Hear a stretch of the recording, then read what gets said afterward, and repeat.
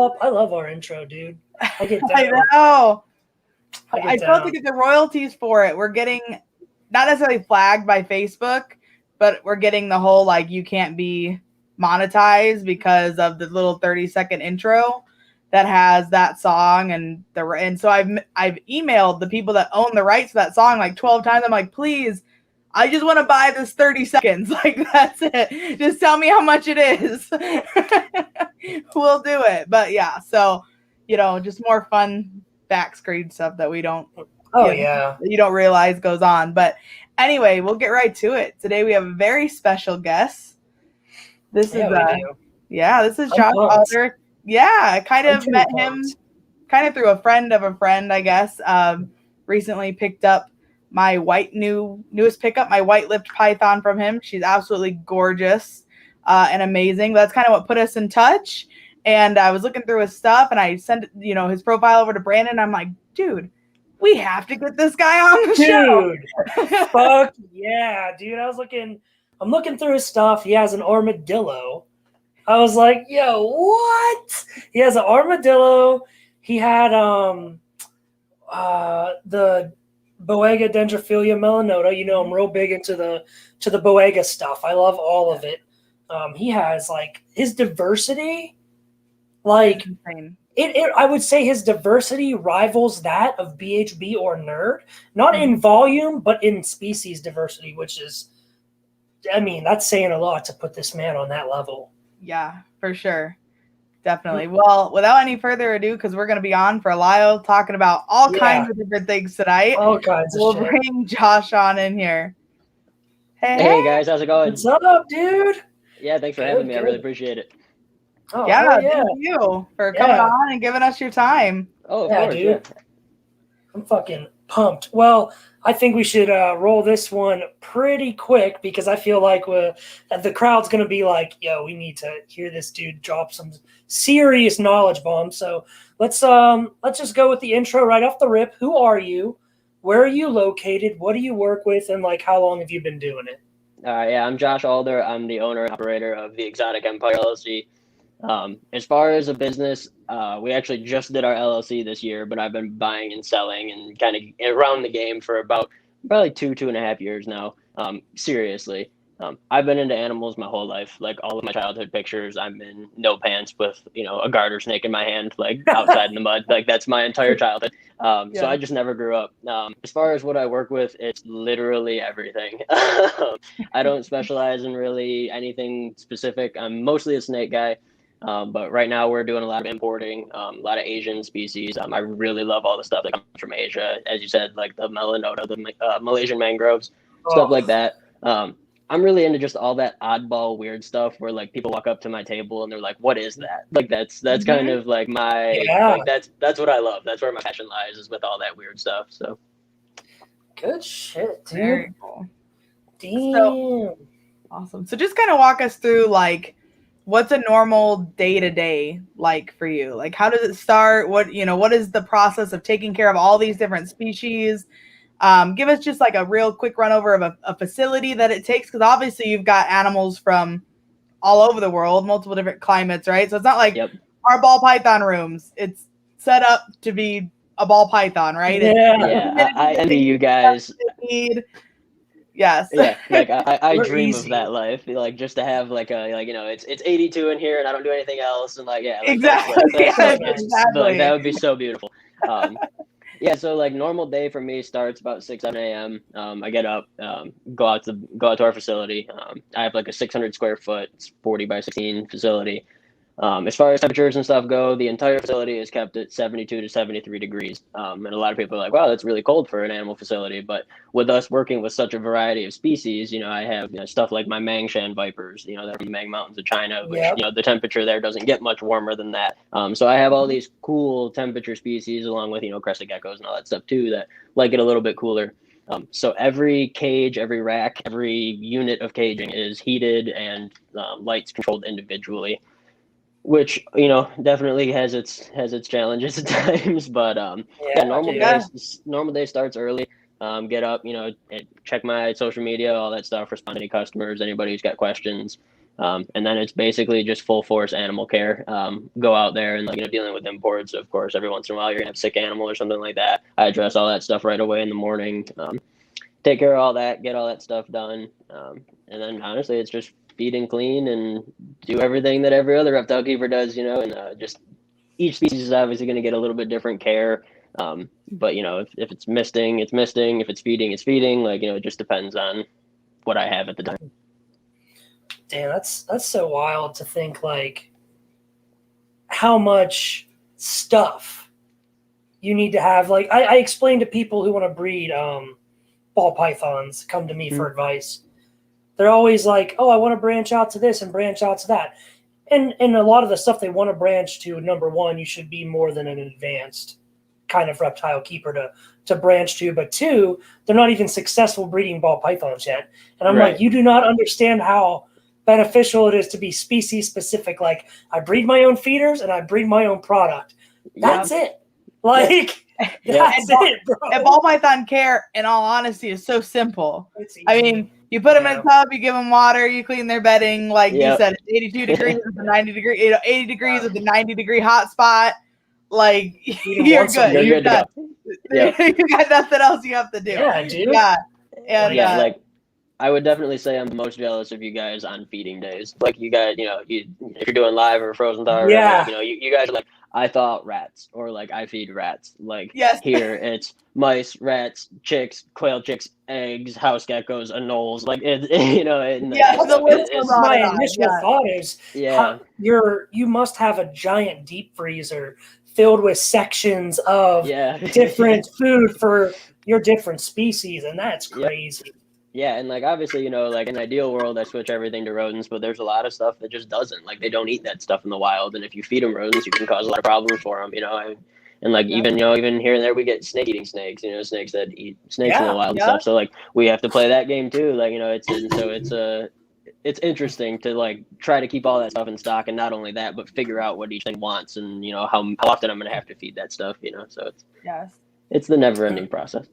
Yeah, for sure. And if you're talking about keeping geckos and lizards and stuff too, that's not a once a week go through and feed type of thing. Not at all. Or every other day. Yeah, going through. We had cresties for a while. I think that was my biggest thing, and it sounds so dumb, but you just get so busy with everything, right? That it's to have something that needs every day. Daily. Yeah, it makes a big difference between, Yeah.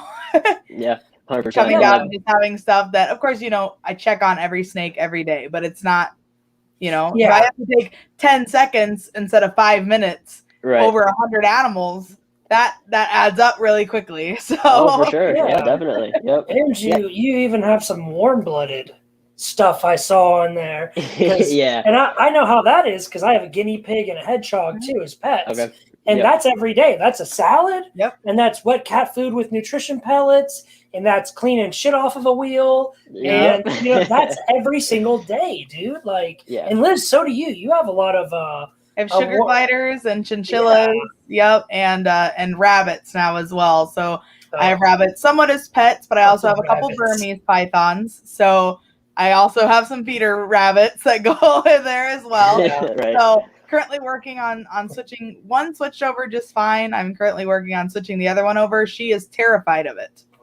Absolutely terrified. If I do frozen thaw, so I put it up there, she'll eat right off the tongue just fine. If I put a rabbit kit up there, she starts flailing like she's having a seizure. And I'm like, damn. It's just a rabbit. It's okay. Right. It's not the end of the world. It's already dead. Yeah. It's fine. Yeah, dude. And she'll do that, and then I can literally put the rabbit down and pick up a frozen thawed rat, and she'll take it right after having this big fit. So she's interesting. She's an interesting girl, and she also has mood swings. She'll be out oh, this is great, and then she'll be like, no, I decided now that I hate you. I don't know what happened, but we're not happy anymore. Yeah, it's just all about learning that species, and I mean, for sure.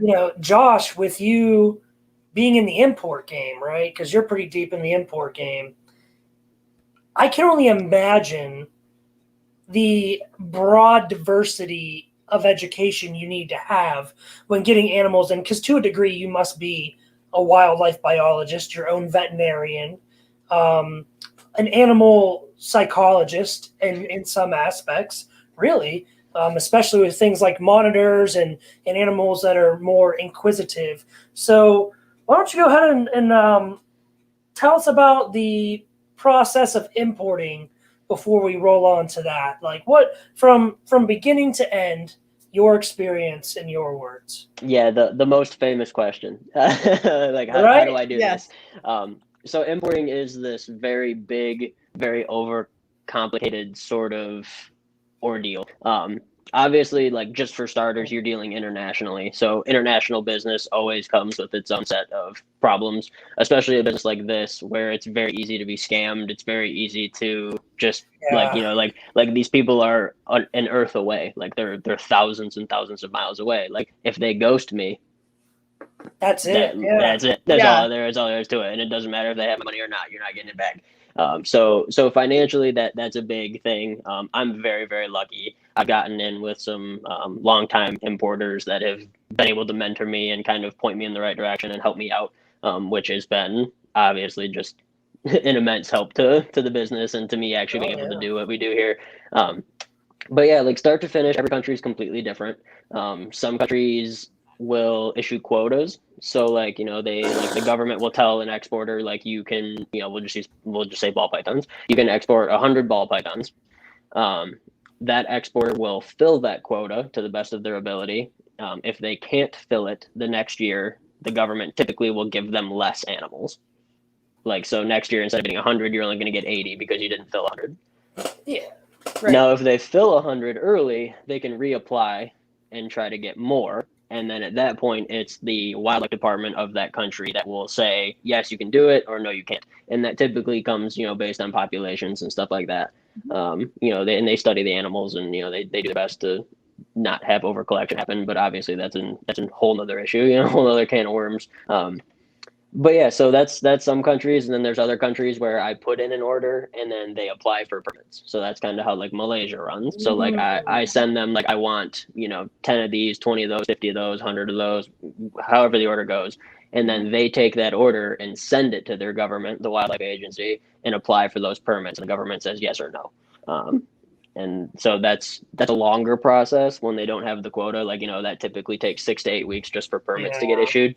Right. And then from there, so once you get your permits online, you have to go through shipping, which typically involves a broker and, international flights, and they lay over in certain countries. So we have to be familiar with what the laws in those countries are. So like, we bring stuff in from Solomon Islands, for example, the animals lay over in Fiji.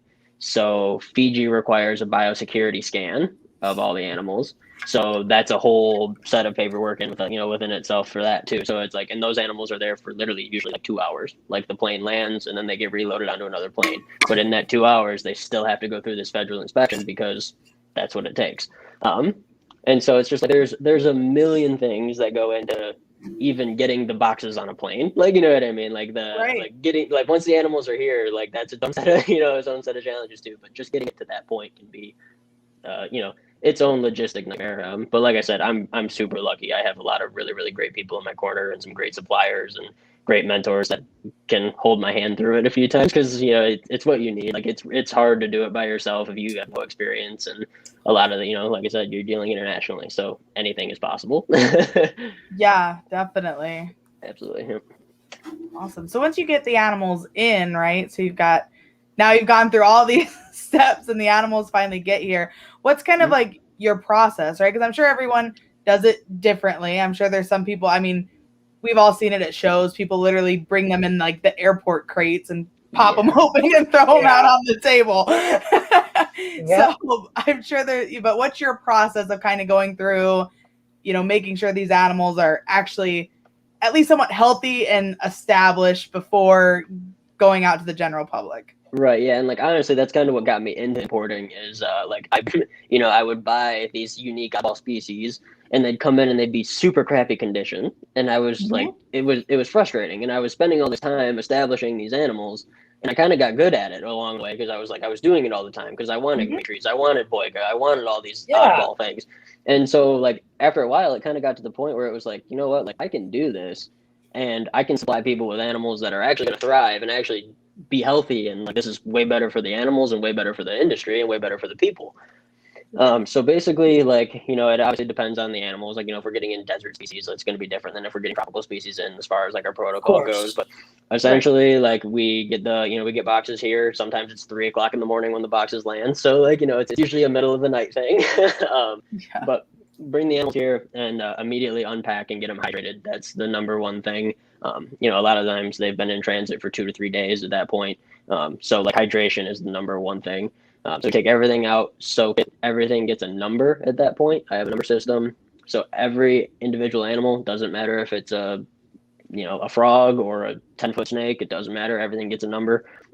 And so from there, like once everything kind of gets hydrated, we set it up in like quarantine setups, basically. I keep everything really simple. One thing that people do with imported animals, I think a lot, is they kind of overcomplicate things. They want to do these big elaborate setups and want to do all this stuff. Like that animal is going to be stressed out from transit. You need to keep. It's just like, you know, like a ball python doesn't want to eat. You need to make things super simple, things that you can change to encourage them to eat, things that you can, you know, like you can add stuff, you know. But most of the time, it's a very simple setup. You know, high water bowl, you know, thermal gradient, just all the basics that a reptile needs. And then we put them away and like we just let them settle in. I don't really do much beyond that. Hydration is number one, and then just let them calm down, let them decompress. They've been in transit for a few days. They're wigged out. They don't want you taking pictures of them. This is not the time for your Instagram story. This is not the time for you to be playing with them. This is the time for them to settle in, relax. On day 3 or 4, I tend to offer food. Obviously, like geckos and frogs and stuff. Like a lot of times, I'll offer food that same, like just to put it bluntly, they like to eat. So it's not really but with the snakes, I typically wait 3 to 4 days. During that time, I'm checking on every animal every day. But like you said, like a lot of times, like if I open up a cage and it's not dirty, like it might be 10 seconds. And so that animal is just getting a glimpse of me, and that's all he gets. Like that's the amount of stress he's going to endure for that entire day. And I think that's a big thing that people do. Even when getting an animal from somebody that imports, like let them relax. You know, like if there's not an immediate issue, if you're harassing them and taking pictures and all that stuff, like it just adds stress, and that can ultimately lead to your animal really suffering. And so it's really like it's very much so. Just like our facility is very quiet. It's very calm. We don't play loud music up there. We don't have 10 people going through there. The dogs aren't allowed up there. Like, you know, it's very calm. It's very quiet. We let the animals settle in. I'm big on visual barriers. That's another trick I've learned. So like if I have frogs in this tank, I won't have a snake in this tank without a barrier between them. Because if those animals are sitting there staring at a natural predator to them for 24 hours a day, 7 days a week, that animal's not going to settle in. It thinks it's getting hunted. Exactly. Sure. And especially, so you know, there's of course natural instinct that goes into that, but I feel like import is even more so. I mean, they've been out in the element, you know? For sure. Yeah, like if I put a green tree python next to a cage of geckos, like I guarantee you those geckos are going to hide 24/7. They're not coming out because they know what that is. You know what I mean? They grew up on the streets, boy. Right, exactly. On the streets. Yep, they already know. For sure. And I think what you said about keeping the setup simple is very interesting as well, because we kind of have a method with that with hatchlings, where we start hatchlings out on paper towels. And then, you know, if they're still not eating, you know, you might add a hide, or we'll put them on an actual, like Brandon and I both use the Reptichip coconut bedding. So not sponsored. Not sponsored, no. But you know, we'll switch to like the Reptichip bedding just to change it up, right? To add something different and almost kind of sets them in a different mode just by changing. So I think that's an interesting, because people do, I feel like they try to make it as natural as possible, right? So they put in a bunch of fake plants and like, you know, the crazy waterfalls with the LED lights and like all this crazy stuff, you know? And I'm all for that once an animal's established and ready to rock and roll. Like absolutely, like all of my permanent residents here, you know, have cool setups, have, you know, like that whole big deal. But, you know, as far as like, you know, you're getting an animal in, it's just gone through a big shift. Obviously, you know, it's been in transit, and you know, it's the same thing like when I ship an animal to, you know, if I shipped an animal to you, like it just got its whole world shaken up, right? Like it's in a totally new environment. Your house smells different. Like, you know, you've got different animals, different species, you know, whatever, different temperatures, everything is completely different. And so I'm a firm believer in that. Like keep it as simple as possible. And like if that animal starts eating and you want to upgrade it to something cooler, go for it. Absolutely. Exactly. For sure, you know? But it also gives you options. So yes. Yeah, I feel like the girl I got from you. She's in like a boa profile, same size one you had her in. That's just what I happen to have on hand. It's like paper bedding, a water bowl, and like a hide on the hot side, hide on the cool side, and like that's it. That's right? what I started her off with. Which I mean, 4 days after I had her, she took a meal. So I mean, obviously didn't have any problem settling in. But it gave you options, right, to kind of try different things if needed. But Luke had a really good question here. He said, "So I've heard in Iowa, to get a permit, you have to have the animal first, then apply, instead of applying first to get a permit for the animal." Kind of sounds backwards. Then he also, for like venomous, retics, and Burmese. Yeah, so every state's going to be different with all that stuff. I'm not super well versed in it, but a lot of those states will have like conditional species permits where you do have to apply, and a lot of times there's an inspection that comes with it. And like a lot of people get really turned off by that, like, oh, like I don't want people coming through my facility, I don't want this, and like I understand that completely. However, like if you're going to take the responsibility to own a venomous animal, which we do here, like you need to be willing to accept all of the things that come with that, and what comes with that is you own an animal that can kill you, like and so for sure. Like you have to be willing to give up a little bit for that, like if you want to have that privilege, like you kind of have to be able to go with the flow. And like I like that word you used, privilege. Yeah, it's an honor to keep these animals, and I think that gets overlooked. Exactly. Yeah, totally. Especially because, like you're saying, you have an animal that can kill you, right? But even more so, like you've made that decision, right? To like have that animal. You've made that decision that it could kill me, right? But not necessarily a person that comes to your home or is walking outside and that animal happens to get out or something. They haven't made that decision, right? That was your decision.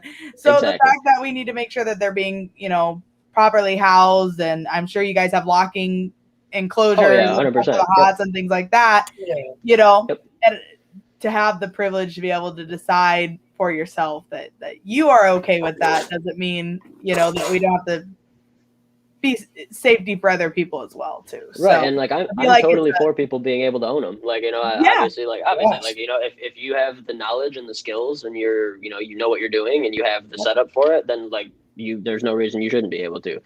However, you do see it go the other way too, where people who probably shouldn't own these animals are very easily able to get them, and I think that's a big problem with venomous, and that's honestly part of the reason I've backed way off on my venomous sales and collection. I keep the stuff that I really like and really want to breed, but as far as selling, I'm pretty much done with the badass fucking gaboons, and I was looking, I was like, damn. One thing that I always bring back to venomous, and you'll understand a little bit too, Josh, because we talked about you used to work with horses, right? And I do as well. I used to be a horse trainer. And what surprises me is like, you worked with these animals. You could walk into a stall at any moment. That horse could kick you and you could be dead. Like instantly. They're so big. They're so powerful. I think some of my worst wrecks that I've had were like no one's fault. Like I used to, barrel race on a pro circuit, and like I've had horses trip, I've had girths break, I've had like crazy stuff happen that wasn't even from like a horse acting up or something, it's just a fluke thing that happens, right? But anyone can go to an auction house and pay $200 for a horse and bring it home and throw it in like a little 10x10 dry lot and have no experience, and everyone's fine with that. Like there's no, there's no laws, there's no rules. I'm not saying that there should or shouldn't be, but then when you get people, I think too far on one side of the fence or the other when it comes to hots, or it's like no one should be able to own these animals. It's like, what, just because it doesn't have fur, like or because it's misunderstood, right? I think is my biggest thing. There's so many people that don't understand these types of animals, and that's where you get a lot of your conflict. Yeah, and I always tell people, like, I'll have people come over and see it, and they're like, "That's so crazy that you own that." And I'm like, "Yeah, but if you watch me handle it, you'd be like, this is like watching paint dry. Like it's super boring. Yeah. It's super slow. It's calm. There's no like nothing's trying to attack me. Nothing's chasing me. That whole the whole internet and TV reality show that comes with venomous is just, it's so not true. It's so not how it happens, Yeah, dude, crikey, we found a rattlesnake. Exactly. Like that's not how it goes. That there 5 seconds ago. You can't fool me. Yeah, exactly. And you threw your shoe at it so it would get upset. Like, Or grabbed a stick and like started poking the crap out of it until it, you know. Well, so speaking of like, you know, Liz, you were saying you could buy them, and Josh, you're saying it's easy to buy, you know, these animals so readily. With your diverse collection, right?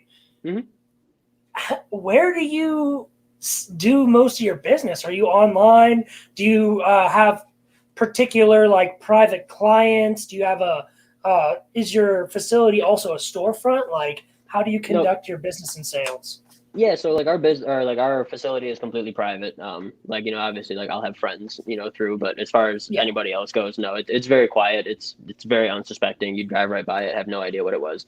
Hell yeah. That's good. That's smart. yeah. And so as far as like business goes, initially it was all online. Everything I was doing was online. And that was working, but then it got to the point where, like, you know, now I have 400 animals that are, you know, for sale. Like, that's not all the stuff that that's not all the stuff that I'm holding back or that I'm not, you know, like, that's ready and available. And I was like, I can't post pictures of all this. Like, I don't have enough time, like, to make a sale ad for each of these. So we jumped into the show circuit. I'm doing a lot of the show me shows with Mickey and Tamara.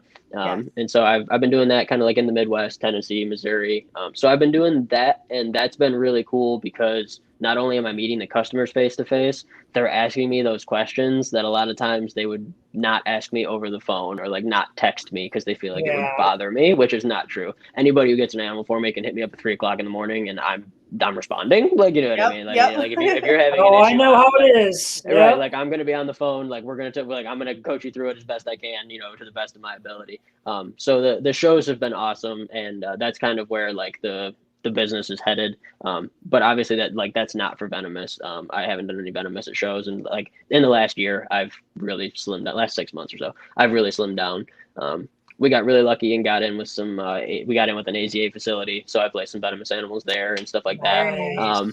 But outside of that, like it's all been non-venomous, which obviously shows are awesome. Like, you know, and it's so cool to meet everybody. And like, it's wild to me. Like when somebody comes up to my table and it's like, oh, I follow you on Instagram. Like, it blows my mind. Like, it's so crazy for me. You know, it's just such a cool thing. Cause like, I remember being that kid. Like, I remember being that 12-year-old boy at an expo, like, oh my God, look at this crested gecko, you know, just like, dude. So it's really cool.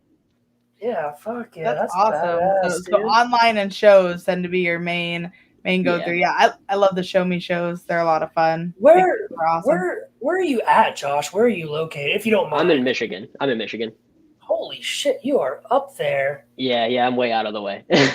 Are you like in the Upper Peninsula, or are you closer down towards Detroit? I'm like an hour and a half north of Detroit. Okay, yeah, you up there. So like mid-Michigan. Yep. Yeah, no, every show we do is like 8 hours plus away. So yeah. Yep. Do you ever think of going, you know, further south? Yeah, we talk about Texas, man. I think Texas would be a cool place to go. You need to listen. Listen, man. Brandon's like all excited. Listen. Okay, I'm not in Texas, but I'm gonna tell you that even currently I'm a government employee for the next couple months, technically on paper. Okay. If I'm telling you right now to move to Texas, the first chance you get, there's probably a reason that there's a reason I really can't tell you about. So as best as I could say, if you have the chance to get to Texas or Oklahoma, you should. Now's the time.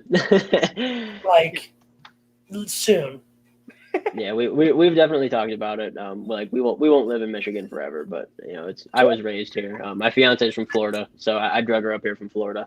Oh man, she must not be. Wow, she loves you. Damn. Yeah, she's right.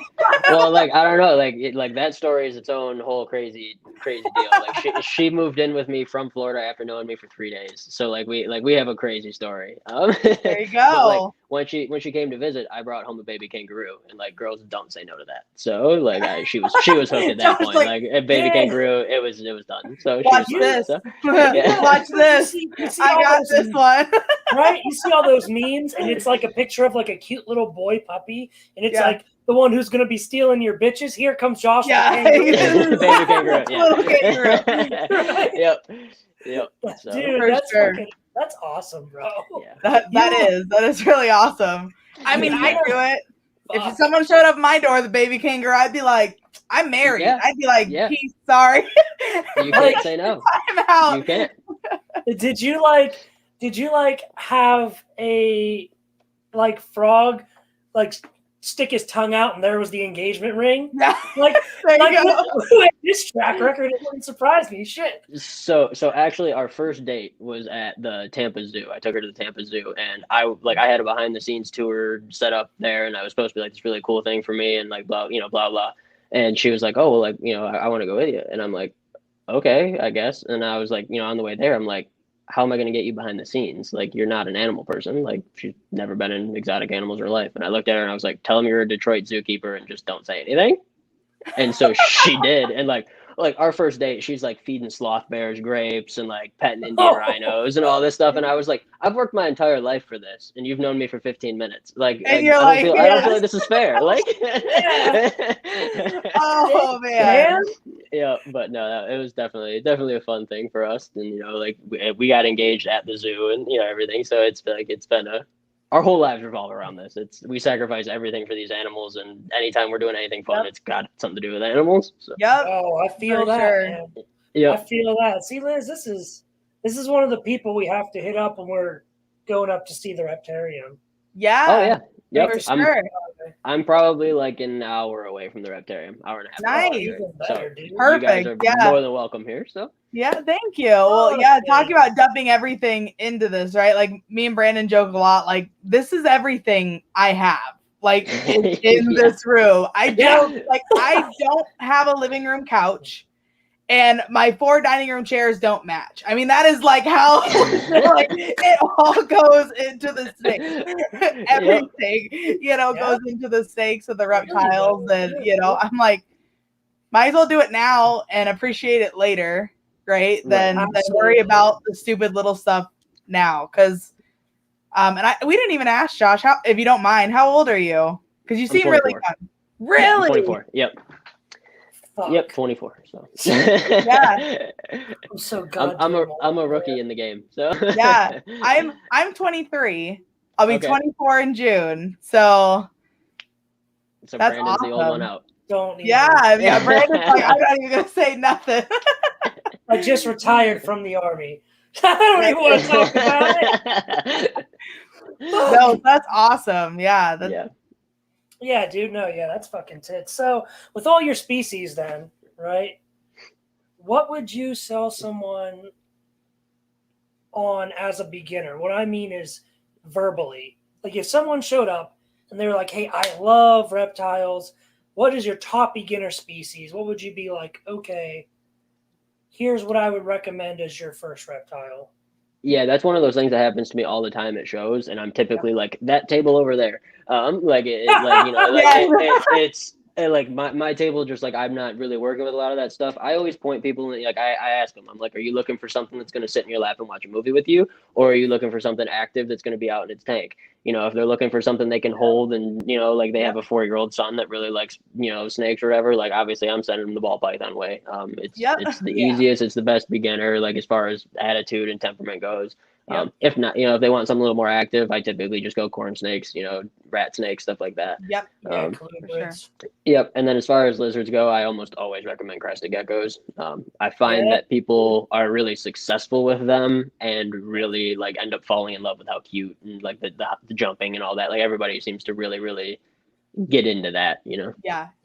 Fuck yeah. Definitely. Awesome. Yeah. That we're in about the same boat. I get a lot of people that I think shy away from ball pythons because they are like, well, I hear that it's really hard to get them to eat. And it's like, well, it's not if you keep them warm enough. That's my biggest thing. Like we're in Northern Illinois, so corn snakes are like king here. Because I mean, you can pretty much throw a corn snake and a 10-gallon tank in your living room, and like that thing's gonna be just fine. Right. It's warming up in your house, that kind of stuff. So. But the big thing, right, is they're active, especially when they're young. They're very flighty. So if you have a young kid, I mean, they're moving a lot, and they're tiny. And they're tiny. They're like a pencil. They're super small. Right. Dude, So yeah, so they're difficult. And so that's my biggest thing with ball pythons. I always tell people, as long as you got the temperature right and you're not, I always try to keep people, I try to tell them to keep them out of high traffic area of the house. You don't want a bunch of kids running by and screaming and dogs barking and stuff.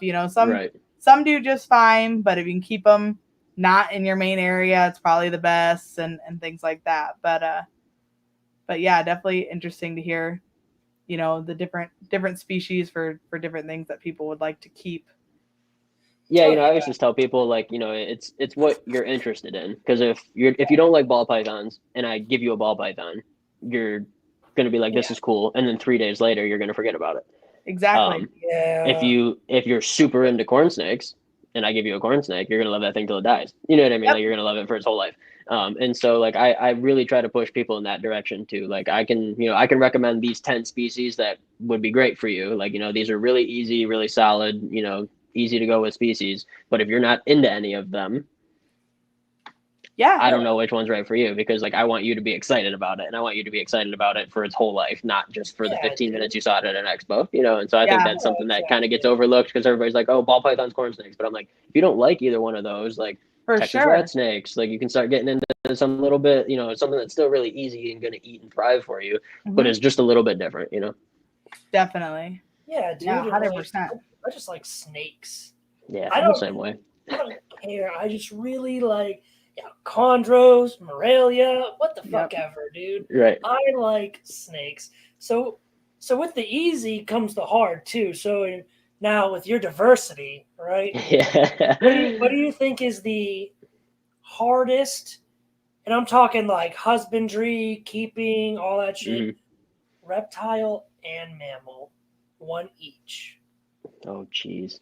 Yeah, I guess we didn't really talk about that on the live either. Like, I used to manage a mammal import business, so I was an employee there for like 2.5 years. So like I was, pretty involved in the mammal game. We specialized in smaller mammals, primarily from South America and Africa. So I got a little bit of experience there. As far as mammals go, we worked with a lot of sloths, and they can be touchy. But they're also one of those things. They're kind of like anything though. Like I feel like any species, once you get them figured out, you're golden. Like, it's just it's finding those tricks. It's getting that temperature right, getting that humidity right, getting all those diets right. It's just a matter of time. You just got to figure it out, trial and error. Deal with all the, like you said, you got to be your own vet. Deal with all the illnesses and stuff that come with it sometimes too.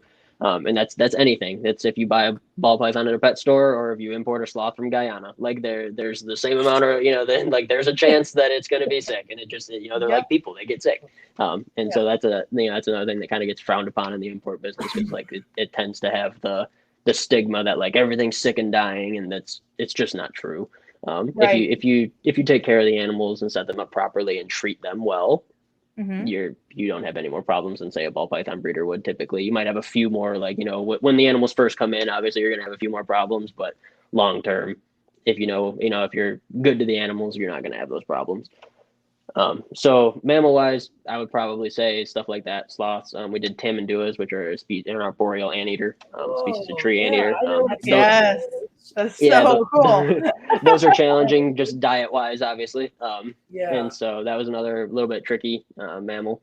But as far as reptiles go, it's tough. Like all of the arboreal species that have very low natural body weights have their own set of challenges. All your flying snakes, a lot of your arboreal boiga, stuff that's really thin naturally will dehydrate very quickly if you're not set up correctly. And so that's why a lot of people lose them. A lot of people are like, I don't know, like it was eating and doing really well and stuff. Those animals get rained on every day. Yeah. And they don't drink standing water. They drink water off of leaves. They drink rain droplets. And so that's something that gets overlooked a lot too, is just keeping those animals hydrated. But honestly, man, there's obviously species that are more challenging than others, but as far as like the hardest, I wouldn't say there's a species that's particularly hard if that's what you're into. Like if you can dedicate a 20 by 40 enclosure to a black throat monitor, they're not very hard. Like, what I mean? And so it's like, it just kind of comes down to what your ability is, what your knowledge base is, and what you're into. Like I wouldn't say anything is particularly harder than the next thing. there is definitely species where there's a lack of information, which is a huge challenge. Yep. But that's kind of where, like, where importers need to step up their game and really like coach people and teach them and figure it out themselves, because a lot of a lot of the times we're dealing with stuff that we don't really know what we're doing with it yet.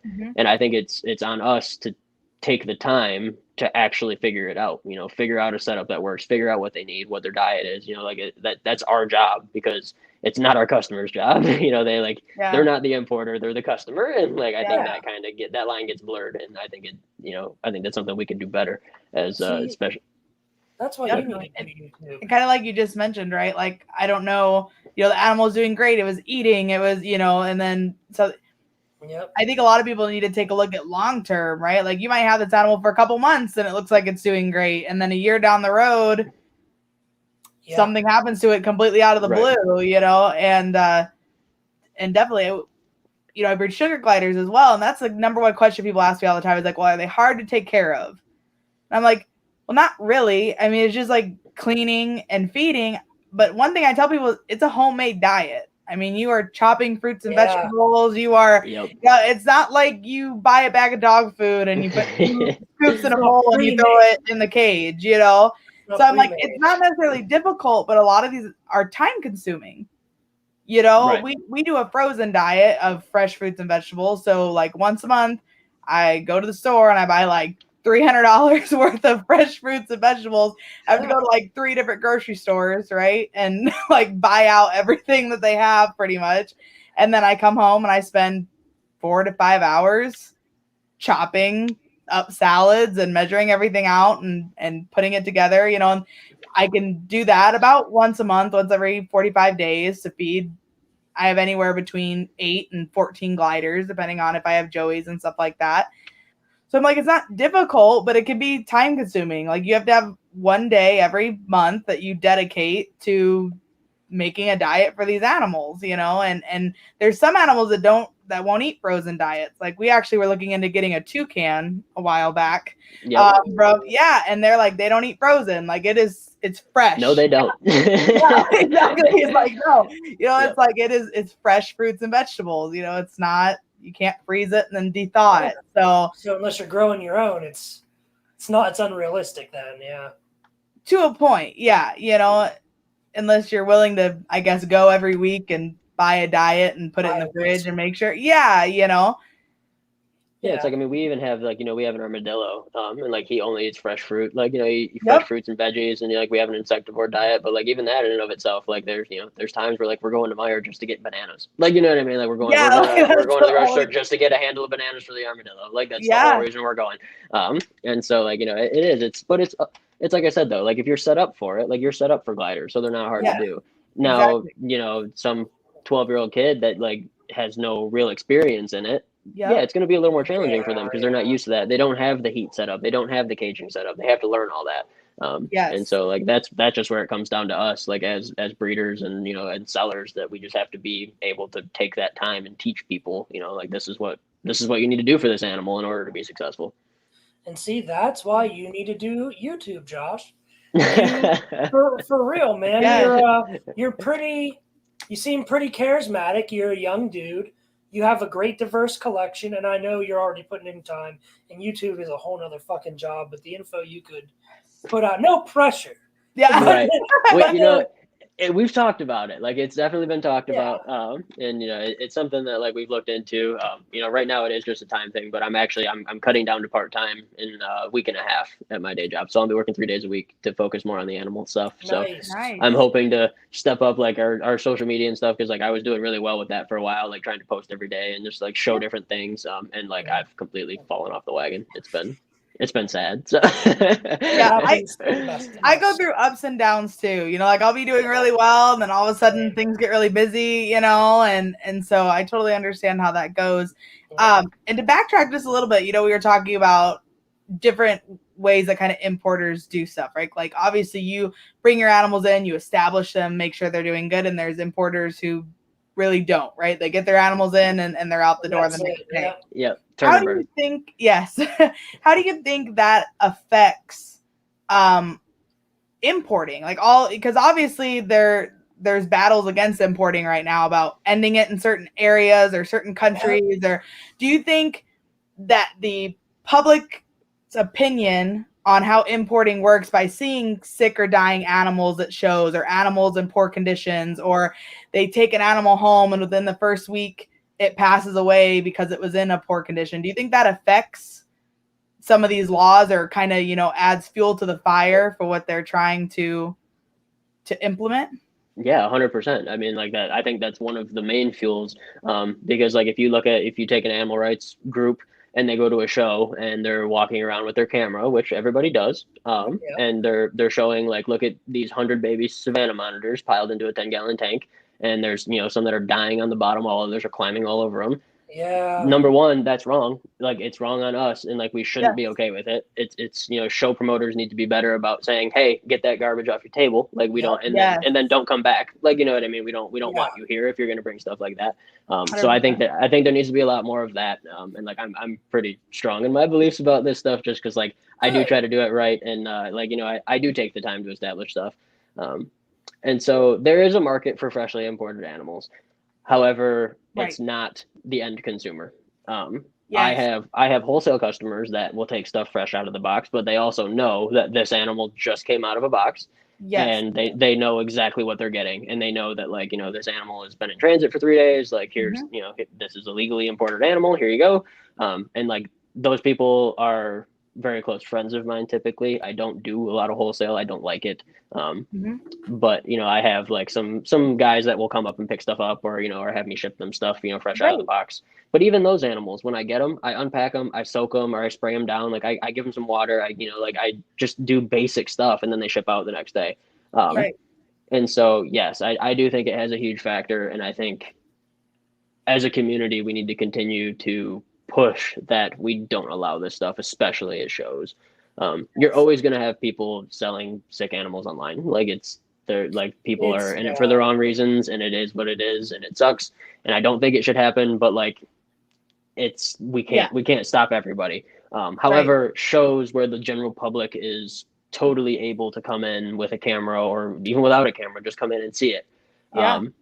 Like it's unacceptable, and we really, really, really need to push to not have that stuff. So yeah, for sure. Just like there's good breeders and not so good breeders, right? Breeders. Like we see that. I feel like there's a big stigma around all importers are in it for the money. You know what I mean? Like they're just in it to get the animals in and go, and that's certainly not the way that it works. And I've seen that through you and other importers as well. I mean, there are people who truly care about these animals, and no matter what, without people who are willing to import and put in the work and the time and the facilities, we would not have the animals that we have access to. I mean, it is what it is. It's not like these animals are randomly popping up in the U.S. you know? Right. They don't swim over on their own. And find a mangrove, it'd be like, oh, I'm gonna keep it, and then I'm gonna, it's not the way that process works. So, no, I definitely think that they're, it's no different than good breeders and bad breeders. You shouldn't criticize all breeders for what they do, but the not so good breeders, right, should be called out. Pretty much, right? Like, we get people that we call out. We're like, don't buy from this person because because of this or because of that. I think it should be the same with importers. I think the biggest issue, right, is that they have it's almost like you guys have your hands in so many pots, because we've got cresties and we've got geckos and we've got monitors and we have snakes and we have hot, a little bit of everything. A little bit of everything, that it's hard for the reptile community as a whole. You got like your ball python people, your boa people, your hot people. It's hard to spread across all of those forums to kind of get names out there and stuff like that. And that's kind of our goal with some of the Reptile Revolution stuff, is to have a place for everyone, kind of from every part of the reptile industry as a whole, to come and gain knowledge and learn. Songs are reputable. Yes, right, absolutely. Songs are reputable. For sure. They ain't reputable. Get the fuck out. Yeah, and we don't want you. Yeah. And Josh, I knew that the second I called you about that white lipped. I mean, I was like, all right, tell me the details on this. I mean, you knew everything about this snake. Like she was imported when she was when she was a hatchling. She's longtime captive. She's been in the care for 3 years. I know she's been through one other owner before me. Like, Yep. I didn't even have to pick and pry. Like, you were just like, bam, bam, bam. Here's all the information. You told me right off the bat what she ate, how she was doing. I mean, it was just absolutely everything. Pictures, videos. I mean, it was so perfect. You call some of these people about this stuff and they're like, It came in. Yeah. I've had her for a couple months, But it's like even that to me, like, and I get that a lot. I get like, I really appreciate you, like, spending so much time talking to me. Like, I get that a lot, which like I really pride myself on. But there's also a part of me that's like, why isn't everybody doing this? Like, like why aren't you taking time with your customers? Like, it's for the benefit of the animal and for the benefit of your customers. Like, at this point, the majority of my sales are repeat customers. Yes. Like my customer base takes care of me, and like, thank God for them. Like, I love them all for it. But like, they also know that when they hit me up, they get answers and they get the truth. Like, I can be like, this thing's been here 3 weeks or this thing's been here 3 years. I can tell you all that stuff. And that comes with having a smaller operation too. Like, I'm like, my fiance helps me out a ton, but like, as far as like daily care and like the actual import and sale and all that, that's all through me. So like, I know everything that came in and what the status is because I'm the one taking care of it every day. And so I think you do run into that when you see like some of the bigger facilities where like, they know that they have 50 of these, but they haven't looked at them because their employees are taking care of it. It kind of makes a distance, which it's still on you. Like, it's your business, it's your reputation. You need to be at the forefront, Yep. 100%.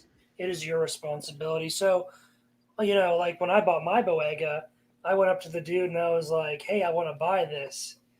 And I like straight up took my card, didn't ask me shit. Yep. But as he's handing it to me after I paid for it, he's like, hold on, you ever owned one of these? I was like, no, but I have like over 200 snakes and I did all my research, man. I know what I'm doing. Right. Okay. I was like, right. Oh, for real? Yeah. Right. That was a little too easy. Yeah. And exactly. I mean, I get that they're not a hot, right? I mean, they are, but the semi-venomous, but still, it's like, exactly. But still, it's like, you have no idea. Like, that guy could have just gone, oh man, this snake is black with yellow stripes. Like, it's super cool. It's $200, like, right. Here you go. Like, I even screen, because I also have a lot of repeat customers, right? I have a solid client base. And the first time I get a new customer, especially if it's someone who's told me, hey, this is going to be my first snake or whatever, I have a particular method of screening my customer. So sort of like, you did with Liz, you guys started off very professional. She knew what she wanted. You gave her what she was looking for. With your diversity, especially, I heard you say earlier, you bred hots for a little bit. What's your screening process for your first time customers, not your long time client base? Because like you said, they're repeat. That's standard data.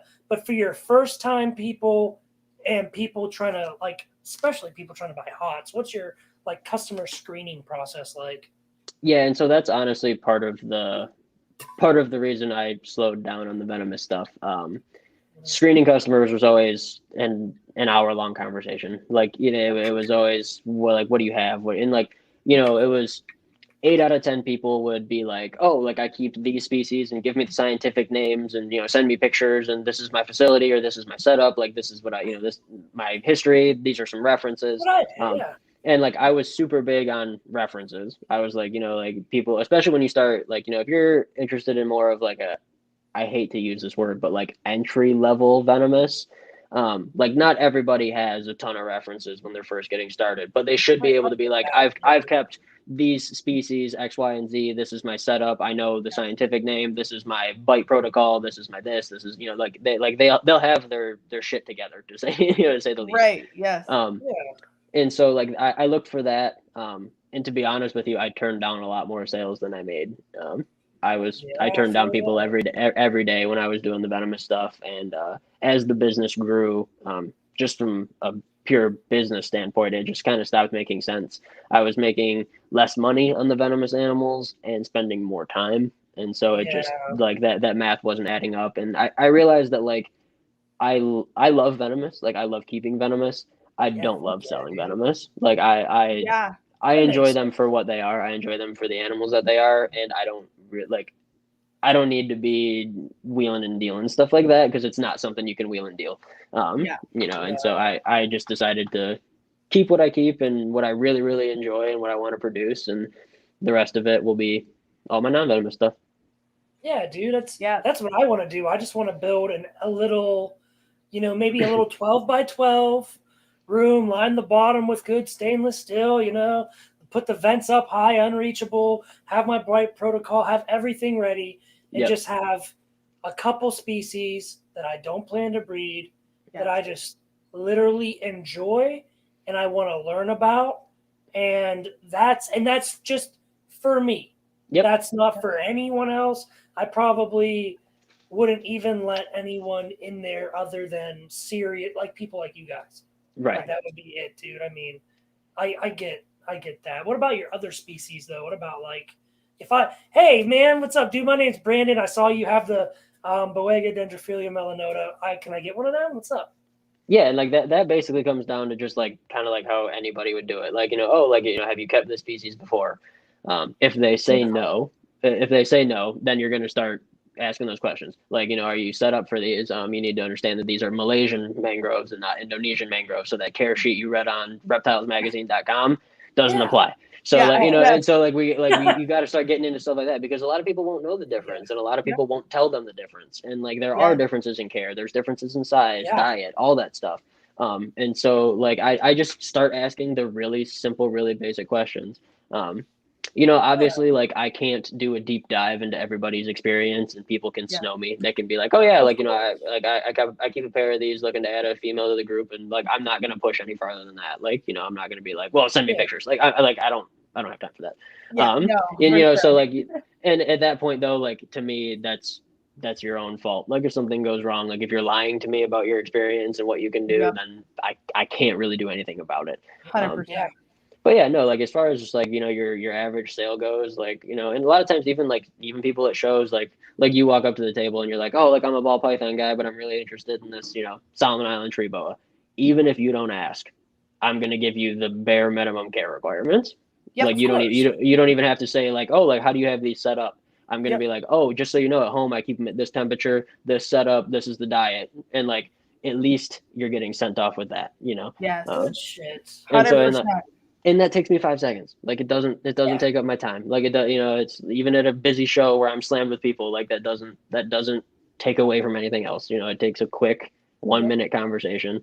And then obviously like I said, you can hit me up at 2:00 in the morning and like be like, oh man, like I'm having this problem with this snake. And like, I'm going to walk through everything with you as best I can and help you, get that turned around if possible. So. Yeah, for sure. I do the same thing. We go to a show and I mean, we mainly have ball pythons. Every once in a while, I have a couple boas. But mainly simple snake species, right?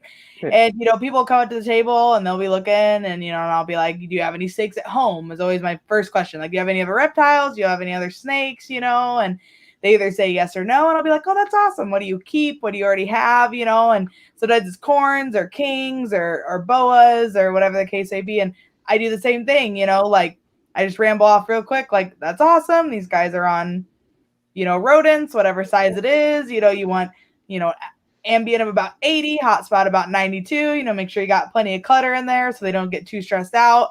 A lot of times I'll ask if they're going to plan to keep them in a tank or a PVC enclosure is always my, or a rack system.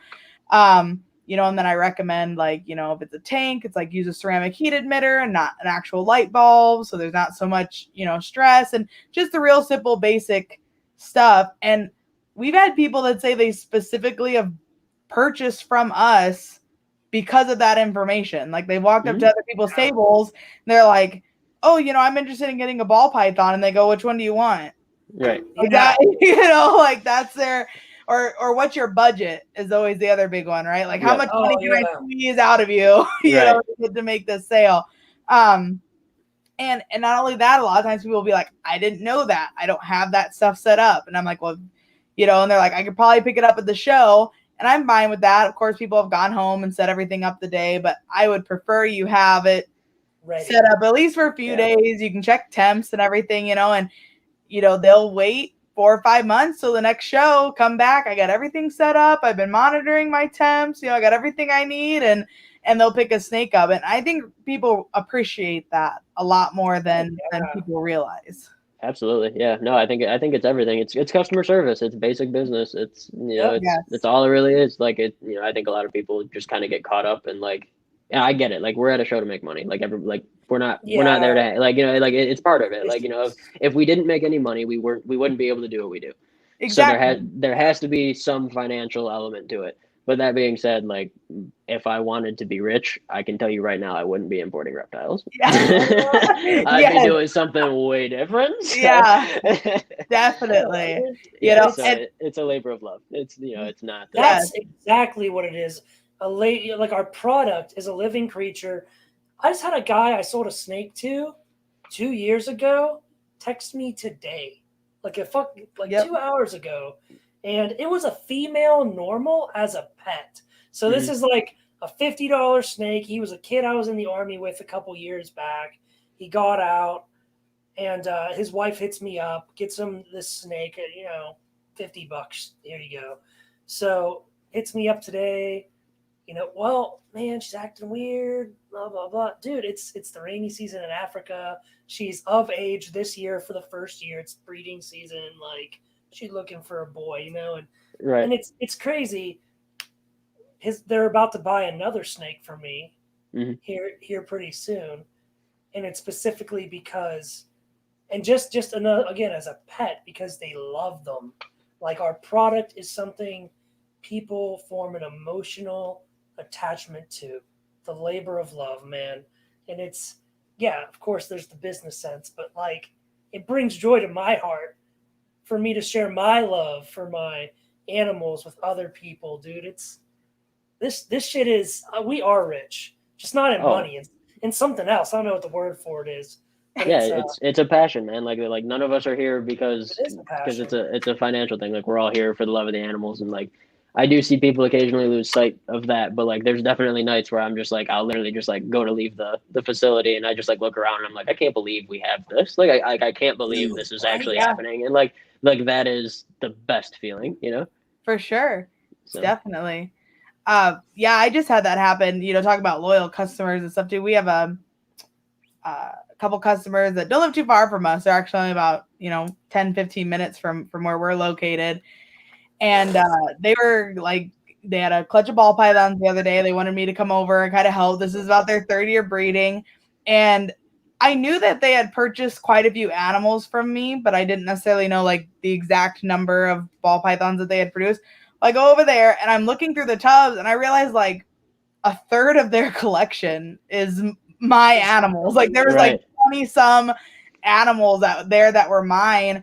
And I hadn't seen some of these animals in like a few years. It's really interesting to like go back and see like an animal that I had produced as a tiny hatchling that was like a full-size breeder female, or and just to see the way that they had changed. It was really kind of a cool experience. We've only been breeding now for 6 years, so it was kind of the first time I got to see like animals that I had produced. Your grandbabies. Yeah, exactly. Yeah. It was just very interesting. It was a very cool experience to go and see. Not only, obviously they're being very well taken care of, and, just how much they loved the animals as well, and being able to have them in their breeding programs and seeing how they had aged. And I know, Josh, you're very similar, because the first time that white lipped ate, I like sent you a video and I sent you a picture when I got her, and I was like, is this setup okay? And she's eating and it's all great. And you were real quick to be like, that's awesome. I'm so glad she's doing so well. And I've sent information to other people I've gotten animals off of, and they're just like, cool. Like I write like this paragraph. Like nothing or nothing. You get like a 1-word answer. Josh is like, he was sharing the same excitement, right? Like he was also excited that this animal that he had sold was thriving or doing successful in a new home too. So that was That's a real awesome moment. That was when I messaged Brandon. I was like, we gotta get this guy on. Like he's the real deal. I appreciate it. Yeah, no, it is like it is exciting for me. Like, I think one of like the craziest like customer stories. You know, when I was a kid, like 16, 17, I had crested geckos and I produced a couple, and some lady bought a crested gecko for her grandson who was like 7 at the time, Mhm. and like I still hear from that woman, and she still sends me pictures of this kid who's now 14 or whatever, 13 or 14, and he still has this gecko, and like it's That's still like dude, and it's That's just like, how do you beat it? amazing. I was a kid when I was breeding that. I was a kid, I know I was like $30, like I don't know, Yeah. like just enough to Yeah. like I'm trying to buy a pop at the gas station, like it's just like it's dude. funny, like. And so it's just stuff like that, it makes it so worth it. Like, and I do get excited when people are like, oh yeah, like I've just got here and it's already eating. Like it does, like it gets me excited. It's Yeah. fun for me. Yeah, I love Definitely. it. It's always good to know that the animals that you care for went to a home that they're doing well, and almost like the person cares for them just as much as you did. They didn't just Oh, for sure. throw them in a bin and then be like, all right, cool. Like I got this later, dude. white-lipped python. Right. Yeah, Yeah, for sure. So no, but Yeah, very it's cool. hard not to be excited about white lips, though. That's like It one is. of my favorite species. Yes. Southern I white know. lips are badass. Yeah, when for I sure. heard that you were letting her go through Rob got a hold of me, and he's like, I got this male and I got this buddy that has a female, and she's like 3 years old, and I have been looking all over for a female or a pair, really is what I wanted. And this kind of goes back to what we were touching on earlier. There's actually a pair at Arlington NARBC show. It's $4,500 for an adult pair of white-lipped, and I was like, man, that's really tempting. But they were from an importer that I had seen unpacking their animals from a shipping crate, and literally were throwing animals in a trash bag because on the tables and because like they had animals that were DOA, and they were just tossing them in trash bag and literally sorting through them, and I was like, these are not the kind of people that I want to support, right? Like I would rather pay twice as much for a pair from someone that I know that they're being taken care of. And they looked healthy, they looked fine, but the point is, even if you're buying an animal that looks healthy and looks fine, you're still supporting the fact that they have other animals, right, that don't look healthy and don't look like they're doing well. And obviously, like, that's just not, in my opinion, that's part of what's what's wrong with supporting. You got to know who you're supporting. Don't just buy from anyone. Right, 100%. Yeah, no, and like and the thing is, like, a lot of the times it doesn't really take all that long to establish animals, to get them settled in and feeding and all that stuff. Like, it's really not, like, it's not super challenging. Like, it's it takes a little time and it takes a little work, but like it's not months and months and months. Like, it's 3 or 4 weeks. Like, it's a few meals, and make sure the body weight's good, make sure their poops are looking normal, and they're good to go. Like, it's I don't know, it's one of those things, like, to me it's not rocket science, but it seems like something that just doesn't really get brought up. Like, it doesn't really get addressed, publicly. Yeah, for sure. And I think that's the biggest thing. There's a lot of secrecy behind it too, which just makes people even more leery of what's going on, and I think being out in the open and showing the right way is the best thing that you can do, for sure. So I know that was the first thing you said when you hopped on before the show, was like, I'm open, ask me any question, because I've got nothing to hide. And those are the people that are open, right? The people that are like, oh, I don't talk about that.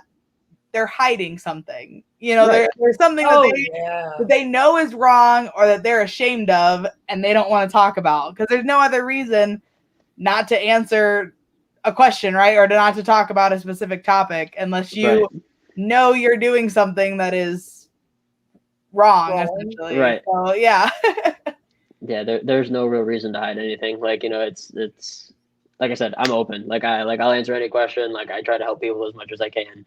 Like, I understand, like, there are certain things, like, you protect your business, like, you don't give out your suppliers and stuff like that. But, like, as far as how this process works and all that stuff, like, like why keep it like why hide it? Like what's the point? You know, why not Yep. let people in? And so they understand. So they get it. Like when they get an animal from me or from another importer that, you know, does it right, like they understand how much work went into it. And like, you know, they Right. understand that like wow, like this took some time and this took like a lot of logistics and a lot of blood, sweat and tears go into this stuff. And Exactly. you know, it makes them it connects them, like, you know, it makes them realize that like this isn't just like I didn't just pull these animals out of a box somewhere that, you know, like and throw them on a table. Like I took time with these, like, you know, this has my work into it, you know. Yeah. Yeah. It's that comes back to the thing, like if it seems like it's too good of a deal to be true, it probably is, you know. It always is.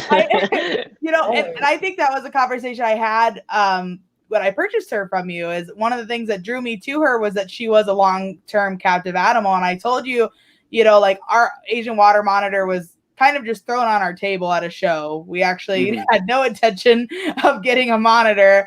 And so I knew he was an import. You could kind of just tell from looking at him. He was relatively small. He was about 10 inches long. And the guy just said that he was an asshole, threw him on the table, and like ran out of the show. Like that was my experience with getting my monitor.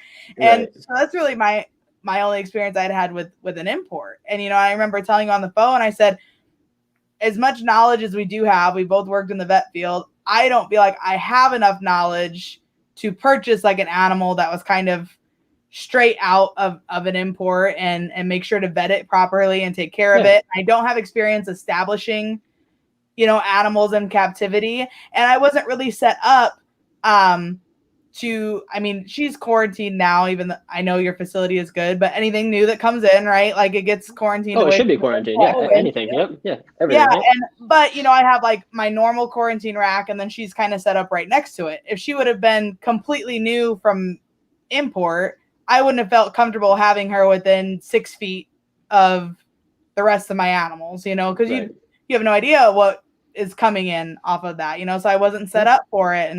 And so, you know, the people that are willing to have the setup and put in the time and the knowledge and all that kind of stuff, that's what you're paying for when you're not buying the cheapest import animal that you can find. Yeah. 100%. Yeah, no, and like I mean, we do our best to keep our prices competitive, but like most often, like my prices are a little bit higher, like 10-20% higher than like somebody who just pulled them out of a box. But like I also like, so you get something for that, you know? You get exactly, like you said, like, you know, you called me and we talked for, you know, 15-20 minutes and like, you know, answer all your questions and all that stuff. And like I love that side of it too. Like even if you didn't buy that animal, like we'd still be doing this like we'd still be doing this. Like, you know, it's got nothing to do with like, it's all about, you know, helping people and talking to people. And like, you know, all my friends are from this community, you know? So I love the animals, and obviously, like I said, like it is a business, but it's not a financial gain business for me. It's a passion business. Like I love it. Like I love every aspect. Yeah. It is a lifestyle. So Kenny from Buckeye Morse wants to know what you sell at shows. Oh man. So like our big thing with our business is that when you come to our table at a show, you're going to see a big variety. I would say like my typical show setup, if I'm going by myself, is 3 tables. I usually take between 250 and 300 animals. And it covers right around 40 to 50 species typically. Wow. Shit. Yeah. So it's a big selection. So you're going to see anything from amphibians to snakes to lizards. I don't do a whole lot with like big snakes or big lizards. I don't get anything I'm not set up for. I don't like, I don't bring in the Asian water monitors because like when you unpack a 6-foot Asian water monitor, like you got to have a setup for it. And, I don't have that space. So, you know, did so see like, a Bell's lace from Yep, I did have, you know, and like every once in a while, like something like that will float through, but that's typically like, you know, it's a captive bred animal from someone in the States. Like on top of the import, a lot of the cool inventory we get is like I'll buy out collections. People who are like, you know, oh, like, you know, something happened, like, you know, me and my wife are splitting and I need to move these animals. Like, yeah, whatever the story is. And so I'll do that quite a bit too. Obviously that comes with its own set of questions too, because like I don't want to end up with someone's junk sick collection. Yes, for sure. But yeah, like that Bell's phase was actually from a local guy here. He just kind of randomly was like, yeah, I have this. And I was like, Okay. Twist my Yeah. arm. How do you say no to a Bell's Lace? You know, it's Yeah, like it exactly. looked good. It looked really good, Oh actually. yeah. No, he produced that animal. Like it was, it's Nice. yep. It's interesting to see who comes out of the woodwork sometimes. It's just like, yeah, I have these, and it's like, really? Like Yeah. I did not expect that. Like yeah, Yeah, some people definitely. they're hobby breeders, man. They just, hey, I love these animals. I get a pair. They're gonna be my pets. I'm just gonna breed them once for the experience. And Yeah. I know plenty of people. I just bought a collection like 2 weeks ago. Mhm. That was the story. Hey, I Yeah. bought a bunch of snakes. I really love them. I'm going to keep some as pets. And but I produced all of these. Mhm. So do you want them? And I'm like, here's my number. Here's what I'll pay. Yeah, sure. All right. Cool. Yeah, deal. Yeah. They're all in Yeah. quarantine. So Yeah. No, it works yeah. out good for everybody. You know, Yeah, keeps fuck yeah. keeps the stress level down on them because they don't have to individually sell everything, and we end up with good quality. You know, Yeah. different animals that we wouldn't have had before. You know. Yeah, no, absolutely. So here's right off the fucking rip, throwing the frisbee. Good question. What's your opinion on free handling hots? Yeah, I Oh don't like boy, that here we term. go. You said it. I I don't said like I was that. open. So Yeah, I don't like the term free handling, but what's your So- opinion on it? I'm not gonna lie, like I went through a phase where like that was cool to me, and like I made every excuse that like, oh, like, hooks can be hard on their body and make them uncomfortable and blah blah blah, and like the reality is it's just not true. I don't free handle. I don't work with my animals that way. I use tools. I'm not big on trap boxes. So like I'm in the middle. Like I'm not big on being completely hands off, but I'm also not a free handler. I think free handling publicly is one of those things. Like, do I think you posting a picture of you holding a venomous snake is going to get laws changed? No. But when you get bit, it does provide a huge amount of ammunition because they're like, this guy was posting a picture of this animal around his neck last week. And so I do think there's an element of that. If you free handle, eventually something will happen. I know there's people that are like, no, that's not true. Like it's all about reading the animal and stuff. Like if you pick up venomous animals, eventually something's going to happen. It's when, not if. When Yeah, something happens. Yeah. And that being said, like, there are people who are handling 100% safe, and sometimes shit happens. Like sometimes they just beat you. They're just faster, and they're, like they do something you're not ready for, and that can happen too. But the majority of bites, well, all bites are obviously a human's fault. It's obviously the handler's fault. But a lot of the bites that get media attention are from people who are mishandling the animals intentionally, I would say, like, free handling or mishandling the animals. So I personally don't do it. I don't like it. Everybody can do their own thing. I'm not God. I'm not going to tell you how to do your thing, but I will say that like it is a matter of time. Like if you're gonna play that game, I went through the phase where it was super cool. It was awesome. Like I was working with these animals that I loved so much, and I was handling them in a way that was exciting and thrilling. And I get it. Like I 100% get it. But that was very early on in my venomous keeping, and then one day I realized, wow, this is really stupid. Like this snake feels just like every other snake. Like it's like there's no they're not there's no advantage here. There's no win. The only thing this is doing is putting me at risk, which in turn puts my animals at risk, because if you die or you're in the hospital, nobody's taking care of your animals. And if animal control confiscates a bunch of venomous animals, I can assure you that they're not going to be like, oh, like we'll find good homes. Those animals are either going to a zoo, and if the zoo won't take them, they're getting euthanized. Those are the options. And zoos don't want a bunch of Western diamondback rattlesnakes and monocle cobras. They don't. And that's what a lot of people are keeping because that's what's readily available. So I'm a one hook, one hand kind of guy. I don't like to use both hooks. I like one hook, one hand. That's me. But the Boega is two hands. I'm not. And like I'll free handle my Boega and stuff. Well, free handle. I get like it.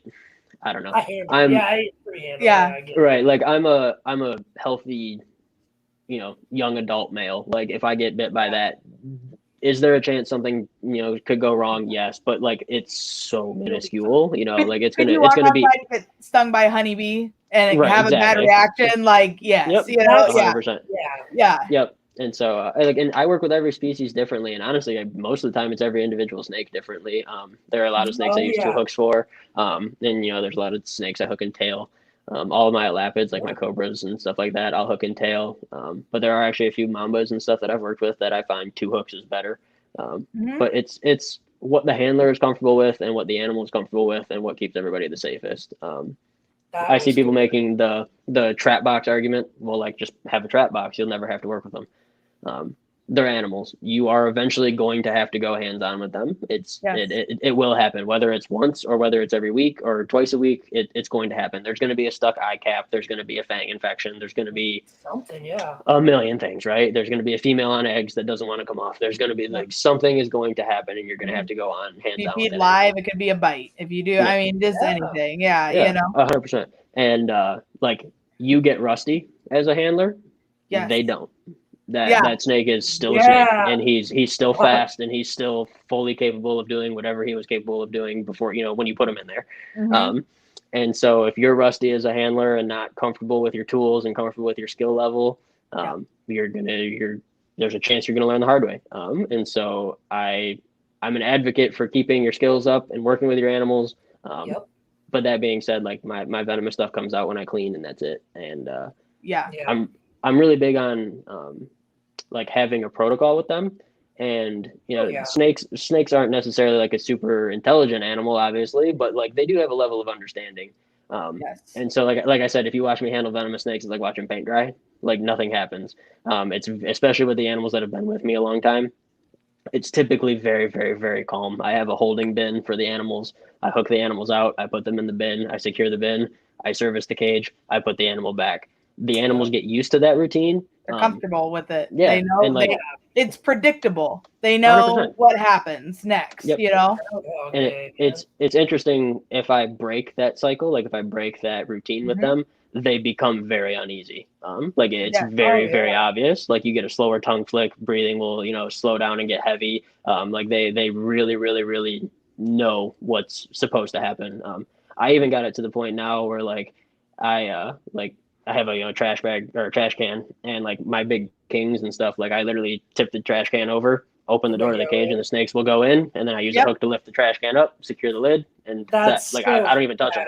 Dude. And that's like, awesome. They're a more intelligent species, but like, that being said, like, it's not what you see on TV. It's not what you see on YouTube. It's not like, animals that have been provoked to 100%. We have just a boa, actually. I mean, she's just a boa imperator, and she is very strict on her routine. When we got her, she was very defensive, very, very defensive. I mean, would chase me across my snake room. Like, it was pretty crazy. I'd never seen a boa act like this before.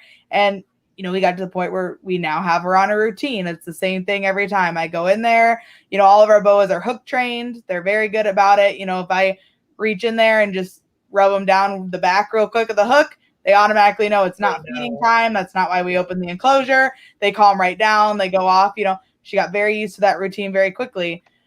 Earlier this year, I did a routine. I got her out. I put her in her holding bin. I cleaned her cage. I picked her up, and I went to kind of put her back in her enclosure and realized, I was like, oh man, I meant to weigh this female because she's getting right around breeding size. She started to go into her hide.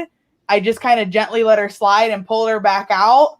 Complete demeanor change. I went from the snake that has not struck or been defensive in probably 18 months to she is now like air striking at my face, just absolutely having a complete. So to not stress her out, I just put her away, decided that the next time I got her out to clean, I would just put the tub on a scale. We have like a big shipping scale. Nothing would change. Nothing would be different. But it is amazing that as soon as I changed that routine that she had been so comfortable with for so long, she pretty much reverted right back to being the snake that literally was like, I'm going to chase you across the floor of your snake room because I'm not comfortable with this, Right. So they definitely get into a routine on how the process works. Yeah, definitely. Go ahead, Josh. I was just gonna say, like, I think that's essential with venomous, and I encourage anybody who's keeping venomous to start that with your animals. you don't need to take a picture of them every time they come out. Like, you don't have to do these things. Like, and it's provoking the animals to get amped up. And like, I get it. It looks cool for a picture. Like your cobra hooded up is amazing. Like they're it's gorgeous. what started my fascination in reptiles. Like a picture of an I albino saw monocle cobra. you Like, I was do obsessed. have a Like, badass picture of your monocle cobra. The back On the back, yeah, I used it on the that looks announcement. I was like so scrolling. yeah, that's actually an Indian cobra. That's a spectacle cobra. Yep. it's a spectacle. Yeah. Yep. I was like scrolling through, and you see so many, and you had gorgeous. I believe Jazz is a king. Yeah. Do you still have him, or is he? Oh yeah. That's my pride and joy. That's, and there were so many gorgeous pictures. I did put him on the thumbnail, but there were so many gorgeous pictures of him. But that one of the back of the hood was so unique. Dude, like you don't see from the back very often. And also, if we're talking about routines, if every time you get your cobra out, you provoke them to hood up, then they're just going to be hooded up and defensive every time you go to take them out, because they get in that routine, right? Of, okay, you're taking me out, you're going to. This is going to suck. Yeah, exactly. Yeah. Exactly. Yep. So. And like I always tell people, like people are always so like, I can't believe you have these, or like, this is so crazy. And then like they'll see me handle something, or like, see a video of me handling something, and they're like, wow, it's not at all what I expected. And I'm like, so that's how it's supposed to be. Like, and it's the same thing. It's the same thing like you said, like with a boa or like a first time snake owner and their defensive baby ball python. Like, start that routine, get them used to minimal handling, and then progress from there. They're simple. Like, they're a very simple animal. You just have to build that understanding with them. That's all it takes. So threads of trust. Yep. That's what it is. I call the hook my magic wand. I got a snake being a little asshole. I'm like, I gotta get the magic wand. I love hook training for my boas and my berms. Like, I have boas that are hatchlings that I don't use a hook because it's like bigger than they are, right? But I'll take like a pencil and still rub it on the spine or something, just to literally give them that the common, denominator of, you're not getting fed, we're going to take you out. And it's super simple. And it's not even necessarily something that I think that they would need or were afraid of these animals. But when I have a ball type python in a tub, or I can pull the tub completely out of the rack, I can go at it from any angle that I need to make the animal feel comfortable. It's way different than when you're reaching into like a 6 foot by 3 foot enclosure. Like, you are coming in at this animal. You kind of have to grab them from whatever angle that they're sitting at in the enclosure. It's a lot different perspective than being able to take a lid off of something or pull a tub out and kind of come at them from a low angle behind them, where it's not as forward, I guess, or we're standing in an aggressive position at that point, right? Like, we're reaching in and pulling this animal out. But I've been out, my boas, I rub them with the hook and they just start coming out the door usually. Like, it's real simple. Like, they know it's time to come out, it's easy to go, oh, little lady. The real star of the show. Yes, definitely. So, Josh, we'll move on a little bit here. Do you, let's see. Oh, the next one. Yeah, what do you got the next one? All right, cool. What's your favorite locality of any species? Oh, jeez. You guys are bringing the hard questions. I know. That's our job. We haven't got to the hard shit yet. Just wait. Yeah, like I really like green trees. I'm into like all that. I'm starting to get into all that. I saw you had a neonate. Yeah, I've got a few, and like I'm kind of starting to pick and choose what I want to go. I really love my sarong green trees. I feel like they're a lot more laid back than most localities, and I've actually heard that from several. Like my sarongs, like you can I could hand them to a kid. Like they're that calm. Like they're super laid back. This year was really, like, to be honest with you, it was really shitty for me for breeding. I got a ton of locks, but I think my lighting cycles got jacked up in the facility, and I got a ton of locks, but no eggs. Oh no! So I got a few things that are still cooking eggs, but like it was definitely not our best breeding season. But, for green trees? Just for everything, like our whole for everything. Like our whole breeding season was just kind of junky, but it happens, and like we're just now starting to get into the point where we're starting to like set stuff aside for our own breeding projects, because up until this point, just financially, we haven't been able to. We've been having to make every penny work like a dollar. But now we're starting to be able to like, okay, like we're gonna hold this pair back. We're gonna get this group of animals and keep these 3. Like and so it's starting to get the ball rolling. I'm starting to do a little bit with colubrids and stuff too. So we'll see where it all goes. And I don't know. I want to start breeding my own stuff too. Like we do a little bit here and there, but I want to get more serious about it and really dial it in, because especially with the green trees, like that's my dream species. So that's awesome. really hard. I've been really getting into the chondro community because I've been thinking about getting some green trees here at the end of the year, and that seems to be a species where, like you said earlier, we don't know a lot about, because a lot of guys will be like, okay, I got this chondro, this green tree. 3 years in, it just rolls on them. It just eating, drink, it just dies. Like, and there's no reason why. Getting neonates, I hear from a lot of breeders, getting neonates established is black or white. It's like they are awesome, or like fuck no. It's the same thing with the imports, man. Like when we bring in like import green trees, like it'll be the same thing. Like it'll literally be like they come out of the box just like smashing food and doing great, or it's like I spend 4 months, like please eat. Anything, eat something. I will give you whatever you want. Pick your poison. Yeah. And so it's just they're just a more difficult species, I think. Like, but it's one thing, like the more people that work with them, the better success we're going to end up having, because someone's going to start to unlock it. There are obviously a few guys who are producing them consistently, but the more people that work with them, the better off it'll be for everybody. So yeah, I know there's some dudes in Portugal cranking some stuff out. I know there's a lot of guys on the West Coast cranking some stuff out. It's let me know when you start dropping stuff, man. I'll probably be here in the next couple of years. Green trees and some. I want to get some basins too. No, like I'm big on all that stuff. Definitely more of a green tree guy than an emerald guy. But that being said, man, there's like that white dorsal stripe on a basin doesn't get a whole lot better than that. So preach, brother, preach. Right. So Intel says, wish you had some female doom rolls. Oh yeah, just one male right now. I have a 2018, I believe, male. Nice. So yeah, no ladies though. Everybody's looking for ladies, and I'm stuck with the lone boy. Of course, right? I got the one male that All right, and let's see.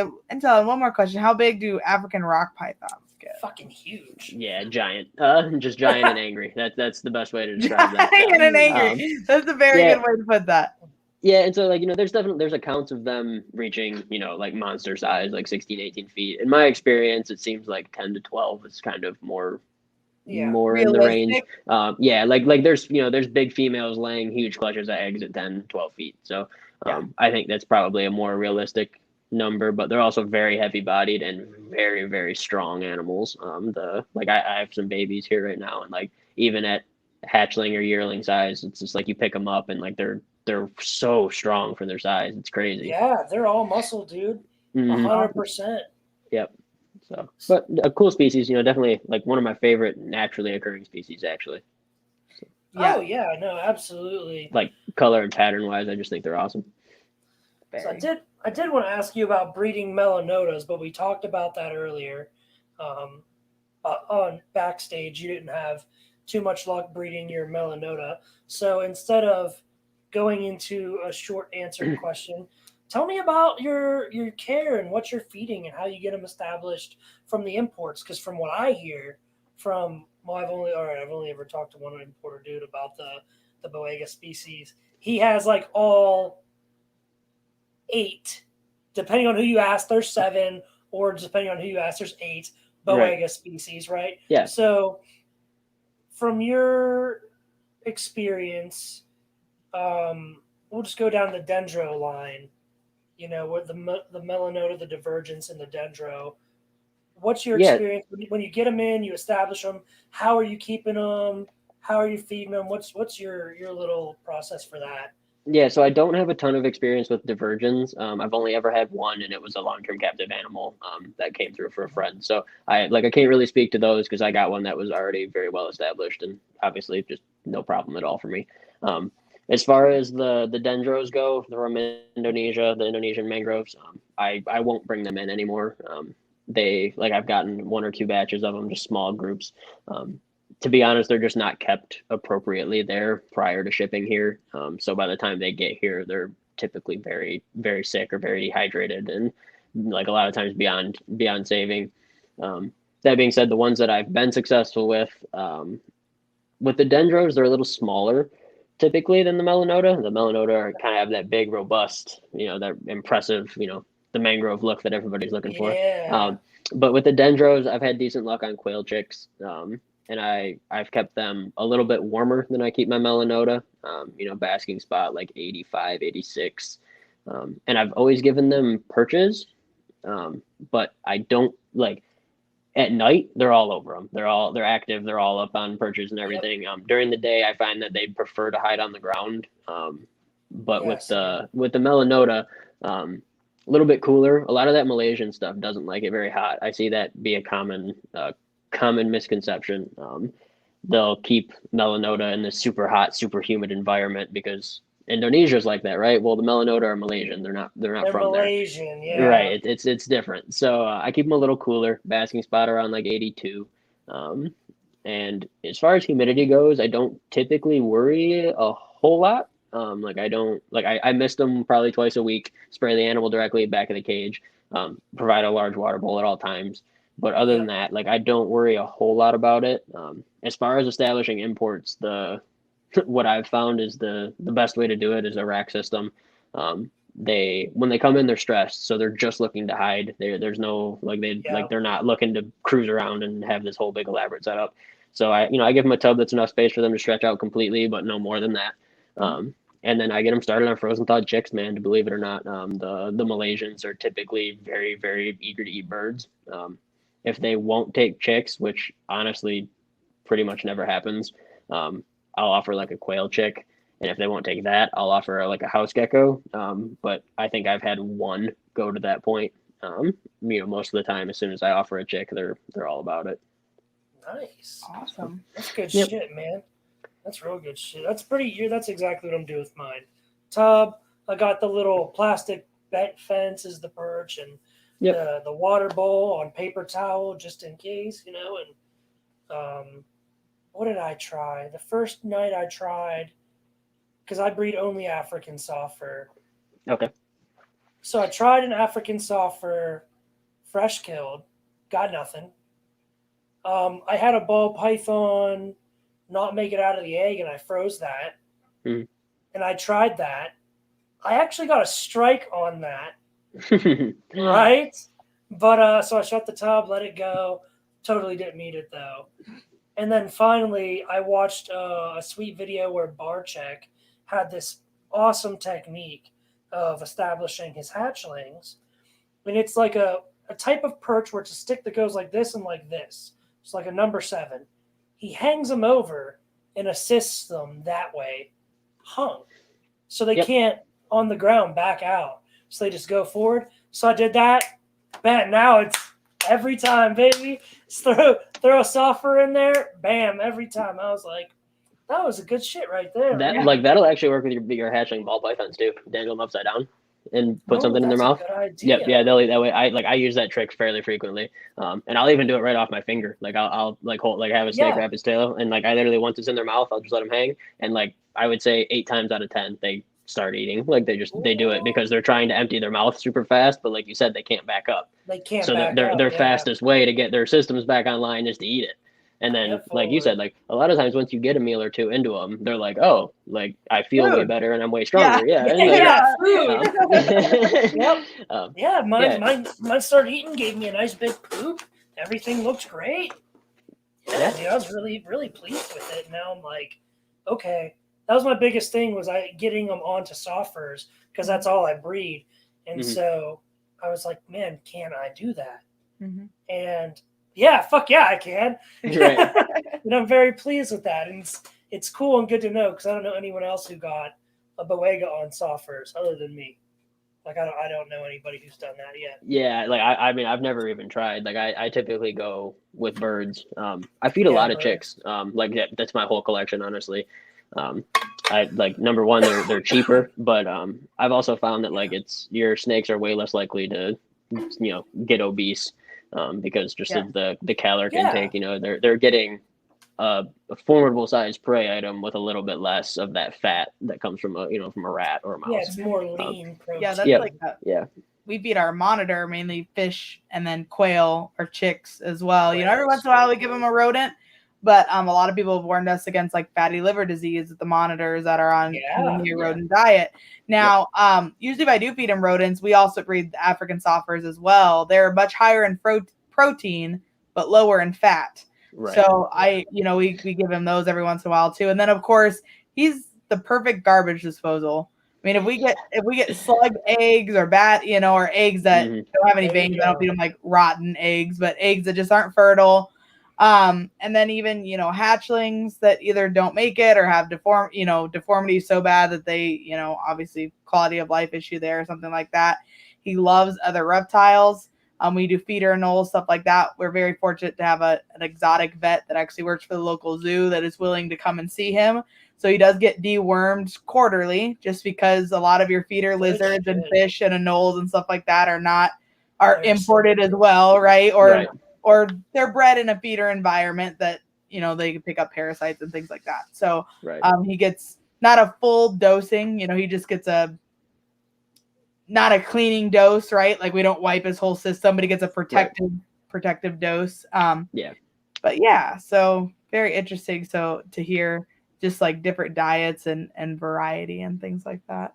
Yeah, we have a black throat monitor here that's probably pushing about 2.5 feet now. It was Danielle's birthday present last year from me, and same thing, man. Garbage disposal, like anything. Yeah. Like there isn't a single thing he doesn't eat. Yes, dude. I find it really funny. We feed hard-boiled eggs, scrambled eggs, on top of his fish a lot. We do egg quite a bit. We've got a friend that has ducks, and so she's always got tons of eggs from them, and she's like, I don't eat them, so we get them. Yeah, so we found out, like, here's a snake that will literally will eat anything except eggs over easy. That's where he draws the line. You told me that. That's crazy. That's where he draws the line. Like, he will eat anything. But yeah, I made him one day. Like, I just happened to be cooking, and I like made him that way instead of scrambled or hard boiled. And I like laid him over his fish, like I always do. And he came up and just flipped it out of his bowl and like ate the fish and left the egg. Like, would not touch it. And I'm like, you'll eat these old slug ball python eggs that are like the stinkiest, nastiest, But gourmet eggs over easy. Yeah, but eggs over easy, man. We can't have that. That's so crazy, dude. It's funny to see their different personalities like that, though. The monitors are so intelligent. And I just recently had the privilege of touring a hot facility. And, I'd seen hots at shows and things like that, and they're just always like curled up in their display boxes, right? And they just kind of lay there. Like, I'm like, okay, they're super similar to like a ball python or a boa, or, they just kind of lay there. And I'd always been super passionate about the hots. That's kind of what got me into snakes, right? Like watching the TV shows and the animal, Animal Planet and all that kind of stuff. I was like, man, hots are awesome. This is definitely something I want to do. And then I see them and I'm like, oh, okay, they just kind of lay there. They don't really do a whole lot. When we got to view this private collection, I mean, they obviously weren't acting defensive or aggressive or anything, but we would walk by and they would like come out of their hides and like follow you around the door. They were so inquisitive. They were so curious about who you were. They had a couple king snakes that were just amazing. They had this one gorgeous female. She was laying like, curled up in the back. And I like went over and I like squatted down and was looking at her, and she came up and was like following my finger along the glass and just being so calm. And it was just really interesting. And I don't know, this was very recently. It was just a couple weeks ago. So I'm still like adrenaline about it, I guess. But it really like re-piqued my interest. Yeah. And like hots and how intelligent they truly are, compared to a lot of the other species that we keep. And I was just like, this is so cool. And I was kind of talking to the owner about it, and they're like, well, that's because those display animals are used to being on display. Like, they know that those people aren't really going to do anything for them. Like, they are perfectly comfortable and calm and okay with being in that type of busy environment. And so they just lay there. And they're like, when you have more of a private collection, where they're comfortable and they'll, you know, I'm like, that is just, it was the coolest thing to me to see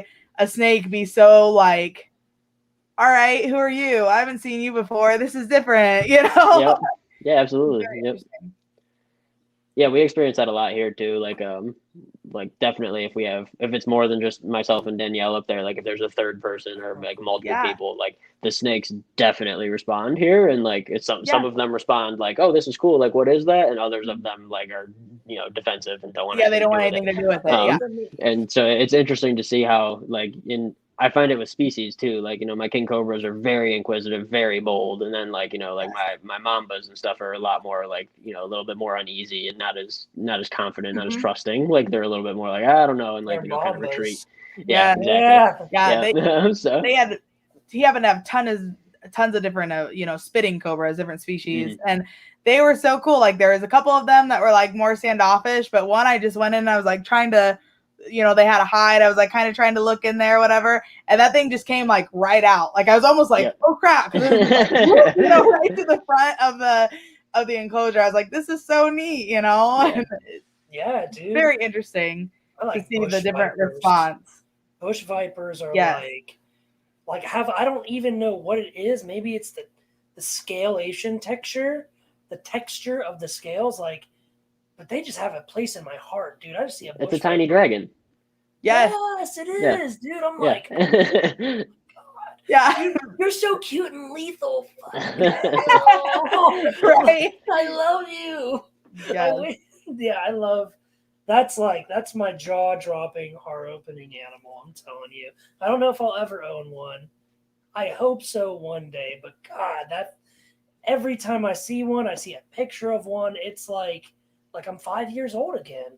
Like when I was 8 years old and I saw the bumblebee ball python for the first time. It was like 1997 or 8.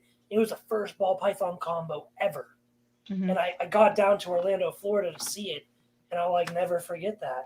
And the bush viper is the same way. Like, I don't know, man.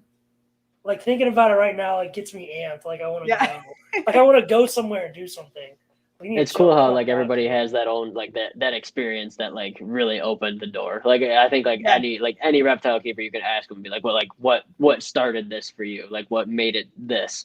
And like everybody can tell you the exact time, the exact person, like everything. It's just neat how everybody has their own story.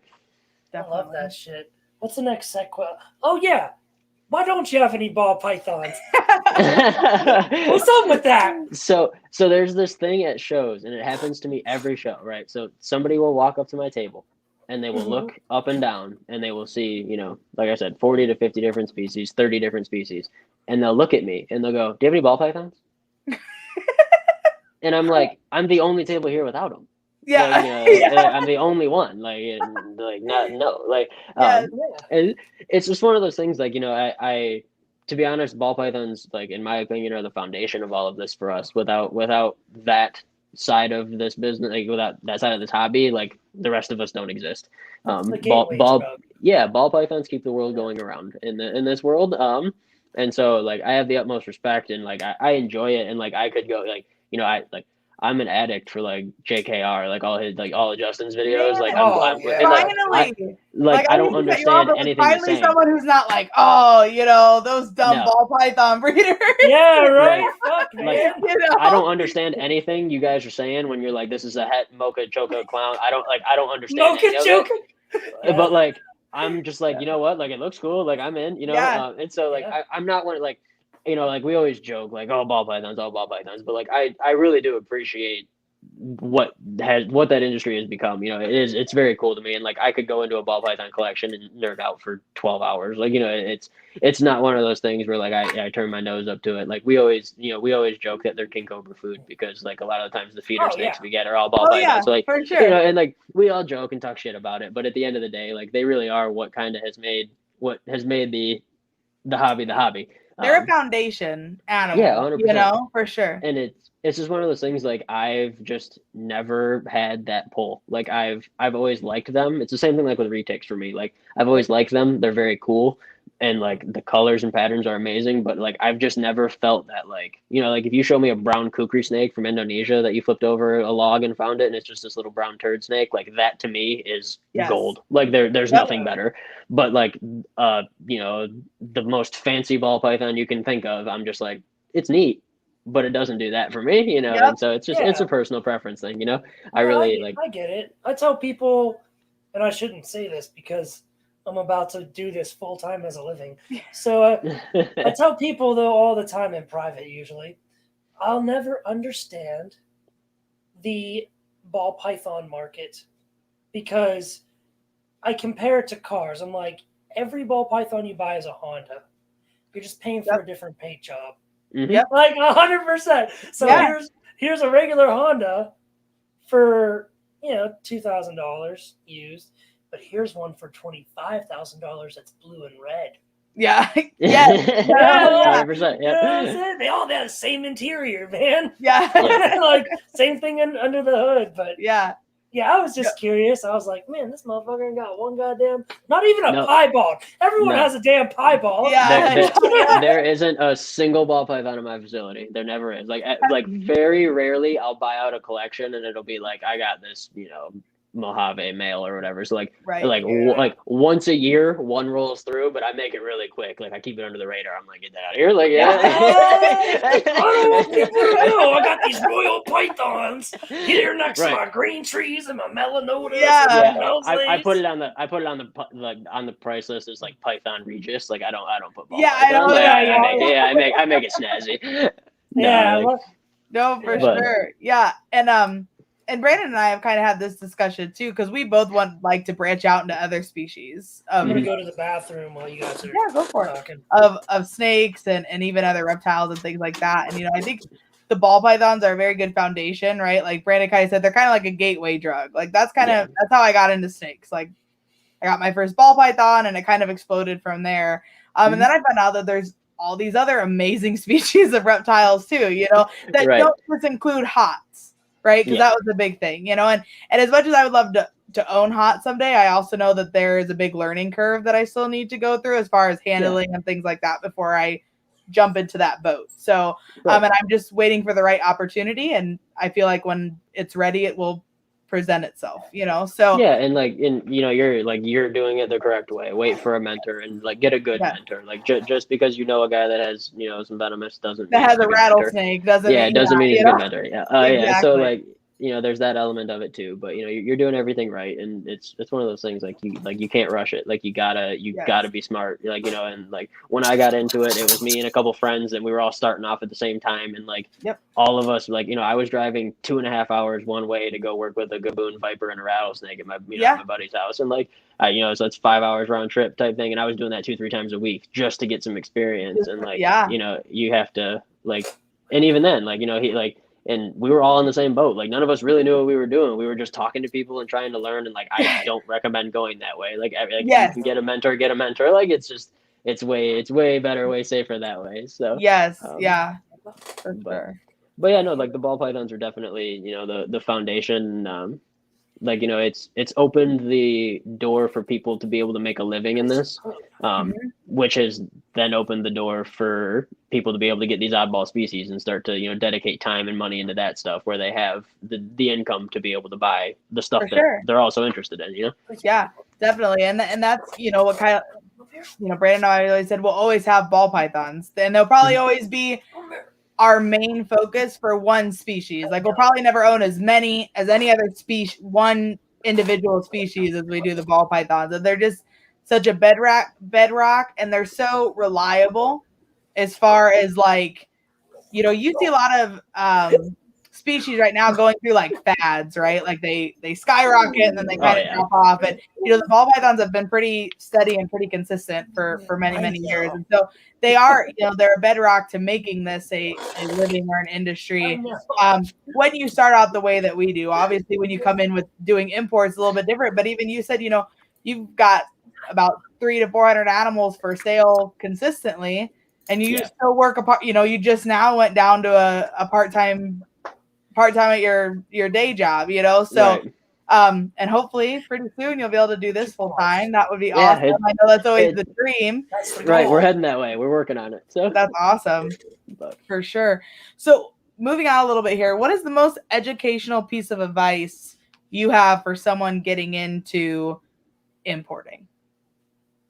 like as a business, like starting an import business, oh geez, meet the right people. Like take your time. Don't jump in and try to get in bed with somebody who doesn't know or somebody who's not going to teach you the correct way. Right.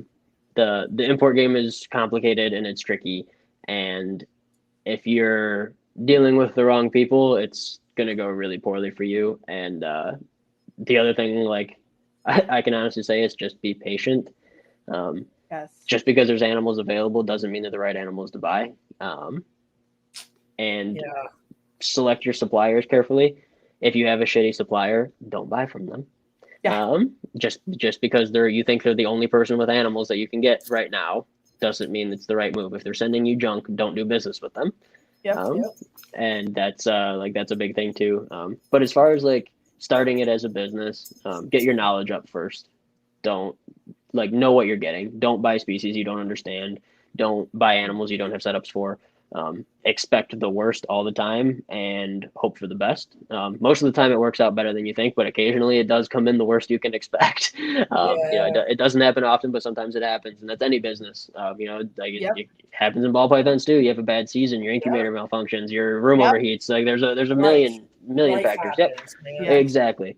So like I would just say get the right people on your team and take your time and pay your bills.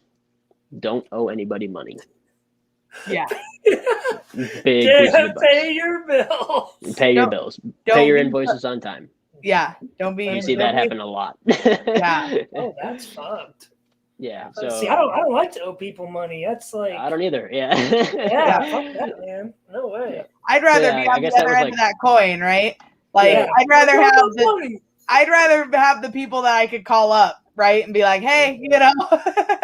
Well, like that's another thing too, is like a lot of people will jump in and be like, yeah, I guess that was like 12 pieces of advice and not just one, but no, like a lot of people will jump in. So. Yeah, a lot of people will jump in and be like, I want to be an importer, and like you can meet an importer and buy wholesale from them, and you're still gonna get like all these really unique animals. You're still gonna get all this stuff. You're gonna get that experience, but it's gonna give you an opportunity to buy less quantity, which will be more manageable for you, and it will also allow you to put more time into the animals that you're getting.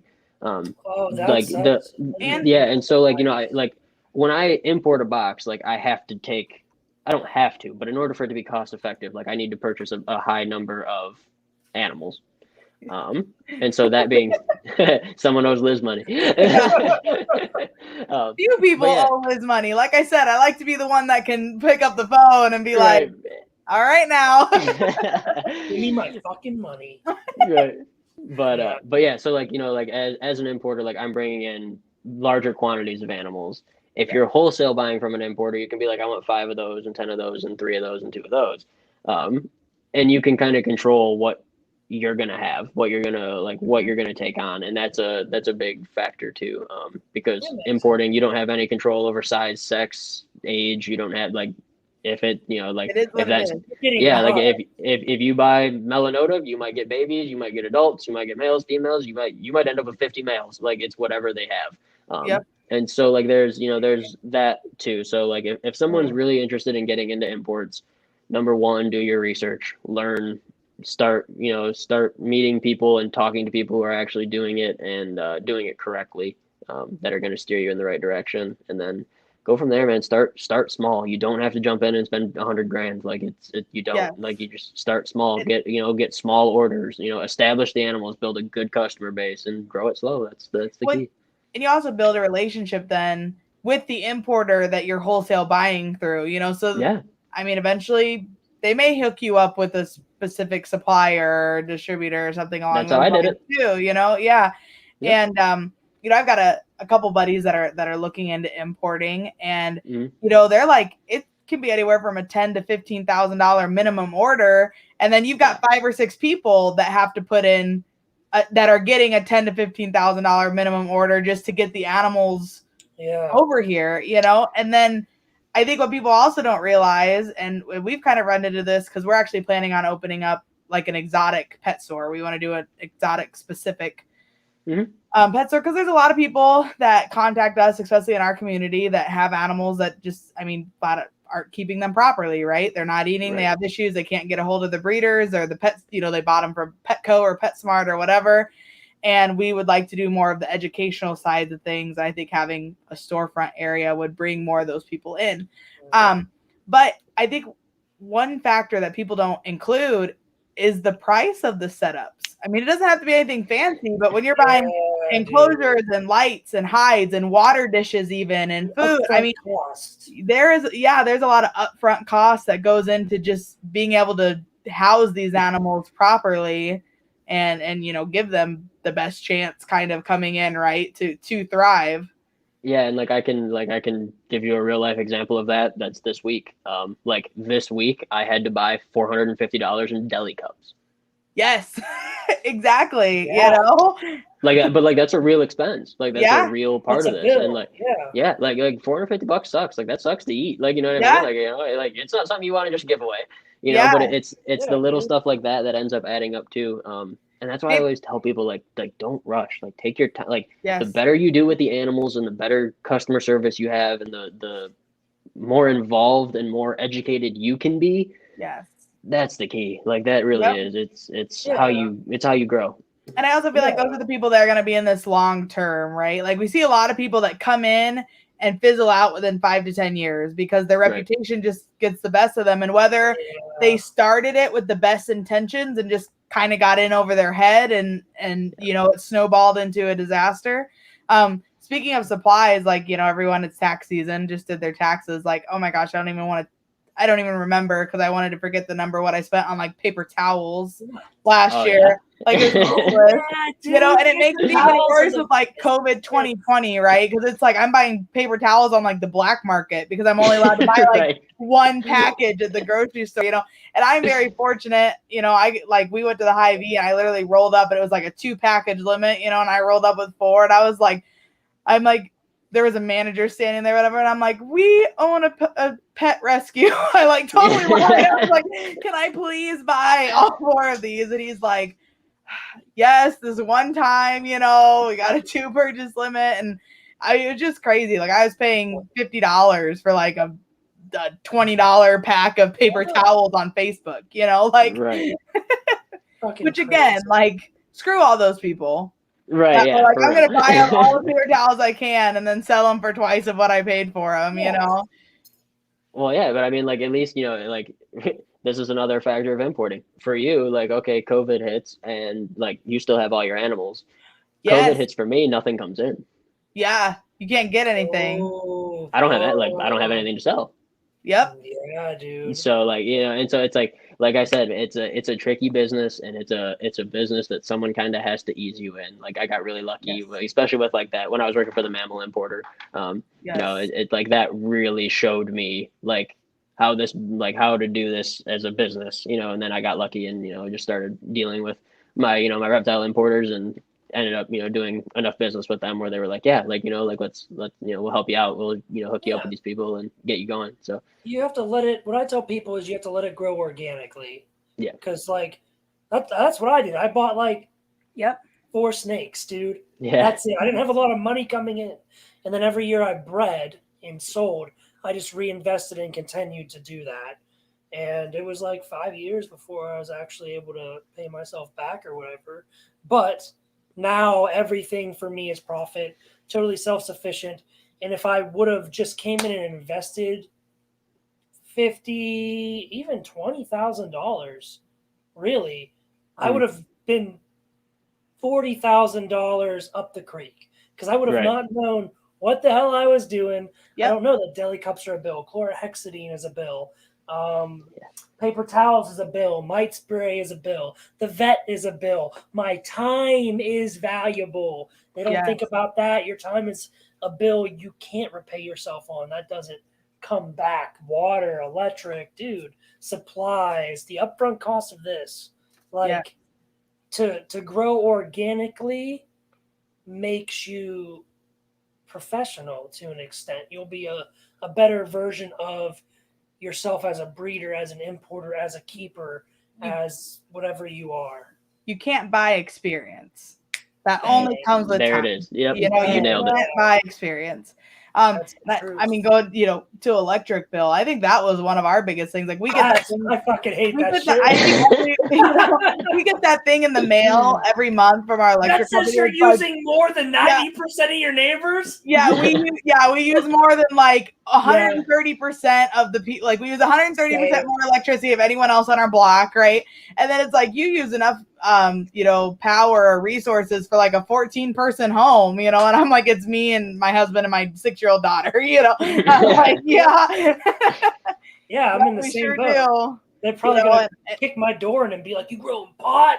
Yeah, exactly. Yes, yeah. No, I'm growing these baby snakes, bro. Yeah, for sure. Yeah. The funny thing about that, our neighbor right across the street is an ex-police officer. He's a retired policeman.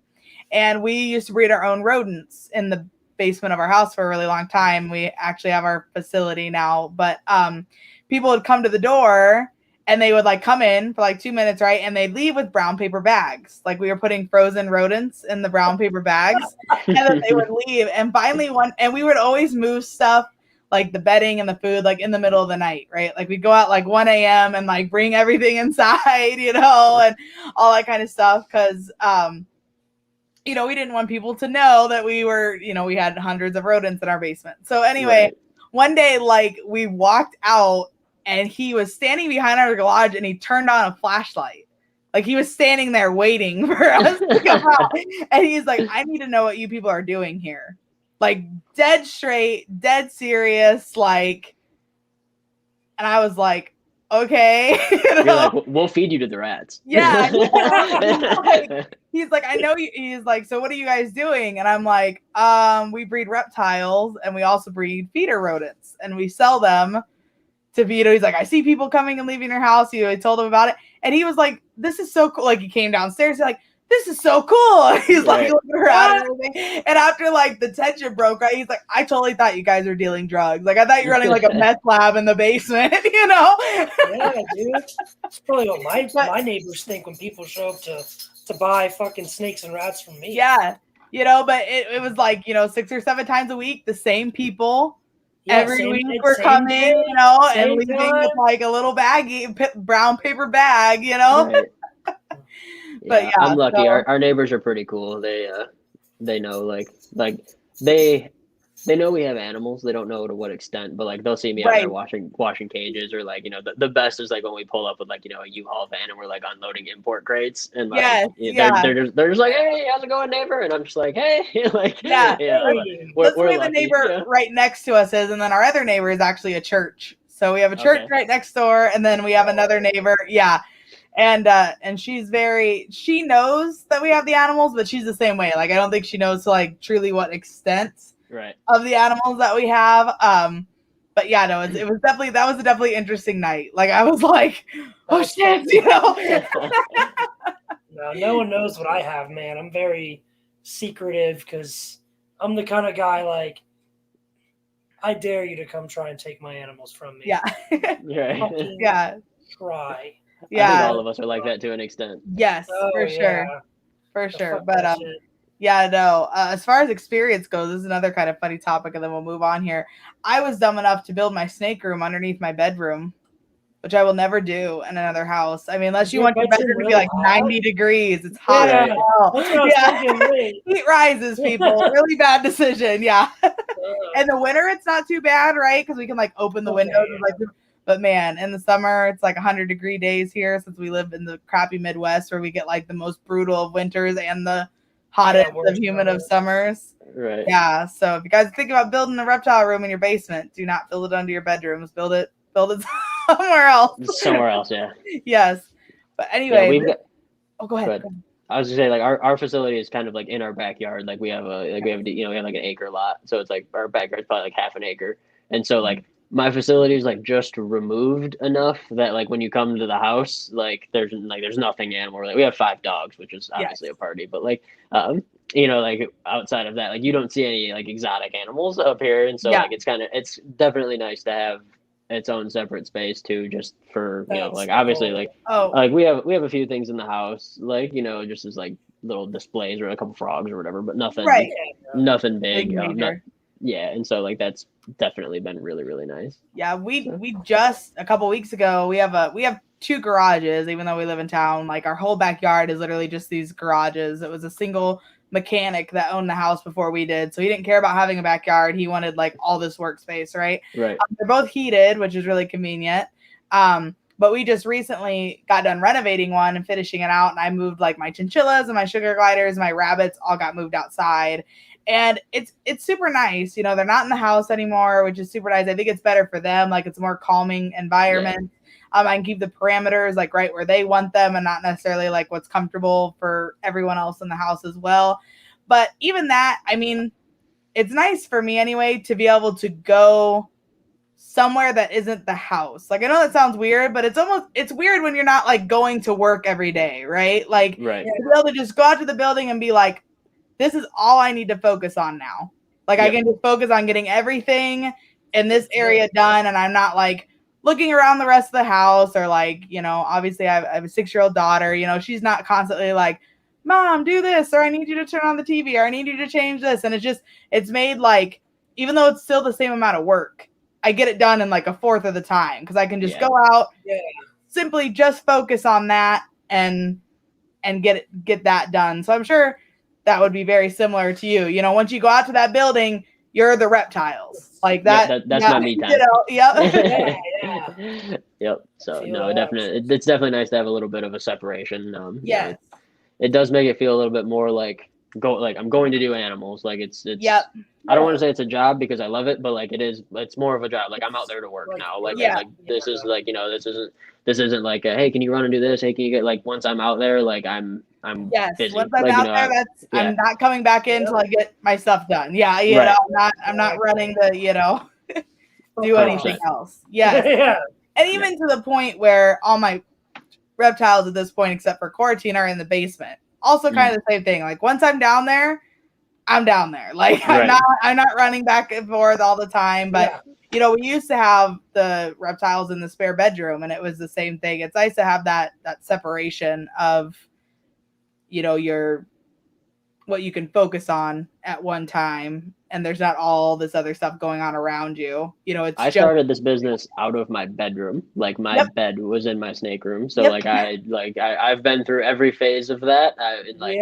Hats off to my fiance. She moved in with me and she was like, you know what? Like we can't have 30 snakes in the bedroom, Josh. Like it's 85 degrees in here. And I was just like, I don't understand. I was like, I don't get it. Like I've been doing this since I was 12. Like it's perfect. 85 degrees. There's 4 high velocity fans. It's like going in the room at all times. You're the problem. I'm not the problem. The snakes aren't the problem. Right. 3 days after feeding, it smells like death in there, and I'm just like, Your morning breath smells like death. Right. Your snakes are great. That's how it is, man. I did the same thing. 2-bedroom apartment. That's what I started in. Yep. And I slept in my snake with my snakes, and the feeders were bred in the other bedroom. Yeah. Like I've never done the feeder thing. I've never bred my own feeders. We've talked about it, but it's just I think it's a space and time factor at this point. For you, it would be both. Yeah. It is so much time. It's the most time. Yeah. People always ask, if you breed your own feeders and you're a reptile breeder, like I spend more time with your feeders. I spend 10 times the amount of time at my feeder facility that I do in my reptile room. Like same. It's literally like I'm a glorified rat breeder. I just happen to have snakes. It does suck. And eventually the goal is to have like employees that can pretty much run it, right? And then we can kind of manage stuff. But we're just getting started, and it sucks. Like it's cut into so much of my just chill with my snake time that it does suck. But it's worth it to a point when you're running a collection this big. And I would even say, going back to our consistency of feeders, everything we have eats some form of rodent, like except the monitor, eats some form of rodent. So for us, it's very beneficial because we only have to breed 1 or 2 types of feeders and we can feed our whole collection. I mean, cost is way down than buying your own feeders. That's the kicker is the cost. Yes. Yeah. But it's the time, and just like Brandon said, your time is you can't replace it. You gotta be able to either pay yourself for it or be comfortable with losing it and whatever it is that you're doing, So speaking of that, Josh, who do you get your feeders through? So I used to do all Rodent Pro. I still get my chicks from Rodent Pro. They'll do like that, like it's like $6.25 for a bag of 25 chicks, and like you just can't beat that. Yeah. And then, but like I started doing all my rodents through Cold Blooded Cafe, Yes. Stephen and Desiree. Yep. They're friends of mine. I love them. So I started doing all my rodents through them, and like it's been great. Like they're awesome. Every time I put in an order, Steven texts me, which I feel like is awesome. Yes. It's that customer service. He's just like, thanks, man. Like, But no, I've been to their place a few times, and they bought actually they ended up with that Bell's Phase lace you were talking about earlier. Oh, nice. Very cool. That's awesome. Yep. So like they got that from me, and they've gotten a few other things, and I've gotten animals from them before too. So we're in contact, probably once every other week or whatever we're chatting. So that's I awesome. love those guys. I definitely think Cold Blooded has some of the best quality rodents. Like for the big frozen thawed rodent breeders, if I fed frozen thawed and or needed to purchase them, I would certainly go through Cold Blooded. I'm actually not too far from them, being in northern Illinois, and they're in Indiana. So I've never been. Definitely one of the facilities that I think would be awesome to be able to go see. They have so many beautiful animals, but lots of respect for them. But I've just never heard anything bad about them. Like I've heard people getting rats from Rodent Pro or the Big Cheese where they go to dethaw them and they're rotten and they just kind of sleuth away and they just fall apart, and it's like not Cold Blooded. I mean, every packet that those people ship out, like I've never had anyone that I've heard a complaint from them. No, I haven't had any problems with it. There's always mistakes that are made or stuff, but you know what I mean? Like for the most part in general, compared to the other big ones, I mean, everyone just loves them. Everyone that switches to them, even like if they have a sale and they go through Cold Blooded because it's cheaper, they start paying the more expensive prices because they're they were great. Well, and it's like it's a touch more expensive sometimes, but typically they're right on the same. Right in the same bracket. Like if I fill up a cart from Rodent Pro or a cart from them, like it's about the same. Like so definitely. I know. And plus, like with Steven and Desiree being friends of mine, like I'm going to them. It's just how it goes. Like you got to support each other. So I'm definitely a fan of them. And their animals. Yeah, they're some cool shit. Desiree have some really amazing shit, dude, for real. Yeah, I feel like anytime I get something like really special in, like I can just count on Steven being like, hey, like what's the scoop? Like it's like 9 times out of 10. What are you doing with that? Yeah, exactly. But no, I've gotten some really, really nice high quality animals from them as well too.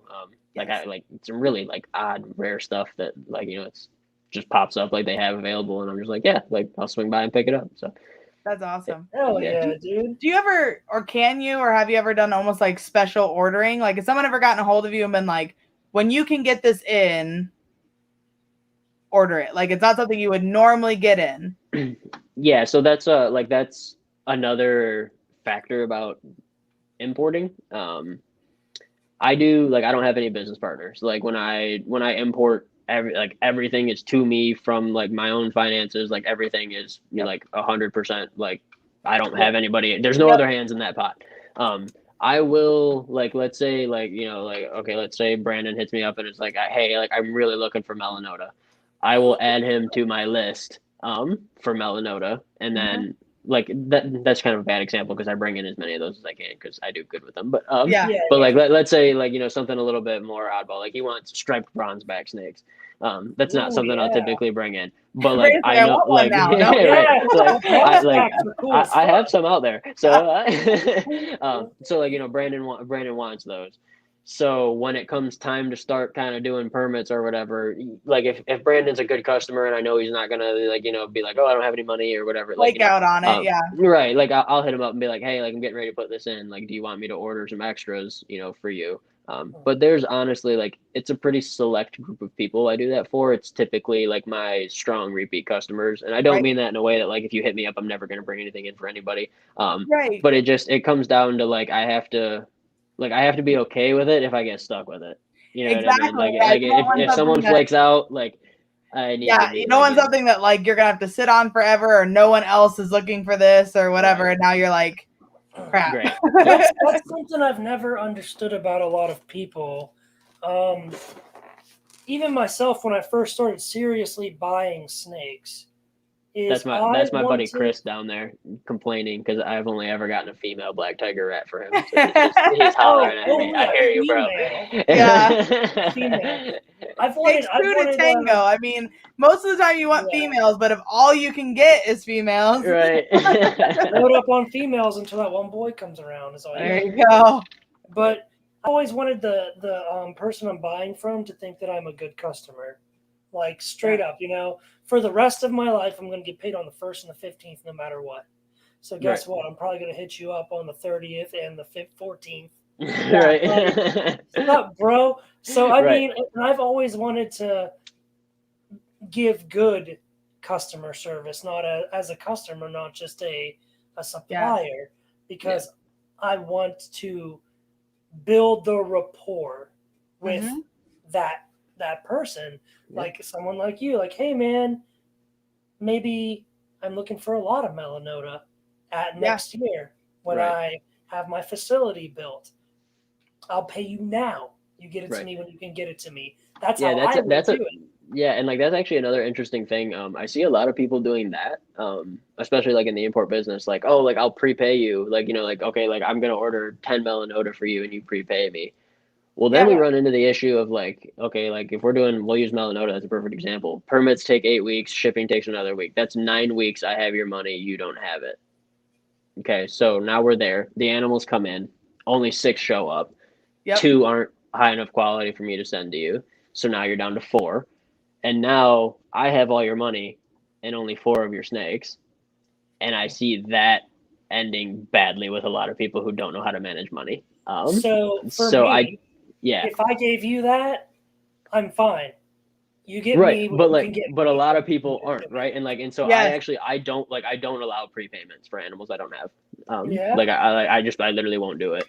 I will pay for those animals out of my own pocket, bring them in, and once the animals are here, physically in my possession, have my stamp of approval, or have I'm like, hey, like this one's got a scar, or this one's got this, or this one's a little thin. Like, do you still want this? Once I get the go ahead, then you pay. But like I've just been really strict on that because I don't ever want to have money that I haven't supplied the animals for, but I also don't send animals before I get paid, so it's well, and it's that goes back to what you were talking about earlier, where I'm going to go to the first person. Okay. And if they're like, oh, now I don't have the money, well, then I immediately move to the next person, you know? Right. So I'm not going to post these animals to people who haven't asked about them before I at least ask you, but also when I come to you, like, that's it. Like, that's your chance. You either buy them now or they go on the market. And then if they're still available when you have the money, cool. If not, then no. Because I'm the same way. People want to prepay for hatchlings that are in the incubator, in the egg. Right. And I'm like, I don't even know if I'm going to hit that combo. And if I do, I don't know if I'm going to hit 2, because chances are I'm going to keep the 1, you know? Right.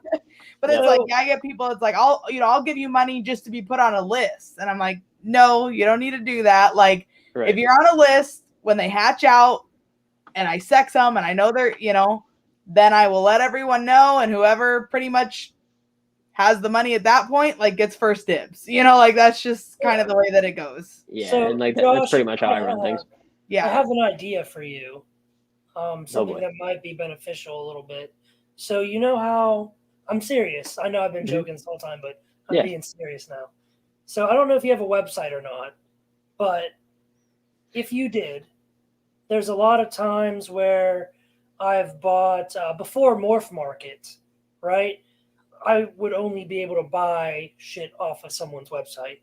Mm-hmm. So once I did that, it was like one of the things I had to do when I bought something or whatever was sign up to get emails. So then I'd have to go like unsubscribe to the emails because I didn't want to fucking get them anymore.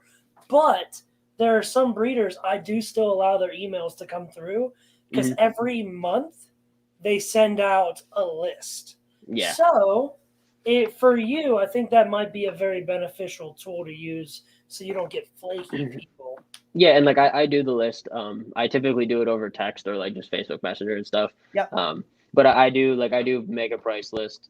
And like honestly, like this sounds super silly, but like Liz, like you were like, hey, can I call you on the phone? Like you're getting priority. It's that simple. Right. Like That if makes like sense. because like you're like Experience. and like don't get me wrong, like the people who are on my wait list are still gonna get the offer first, but like that Southern White Lip, I had other people who had messaged me and like had been asking questions. You called me, you're like, hey, like I want to, like, I'll pay this amount of money for this animal and like we can ship this day. Like everything was good. Like you're getting it. Like you're showing me that you're serious. You're not wasting my time. Like you're obviously an educated keeper. You know what you're getting into. You know the species. You've done your research. All that good stuff.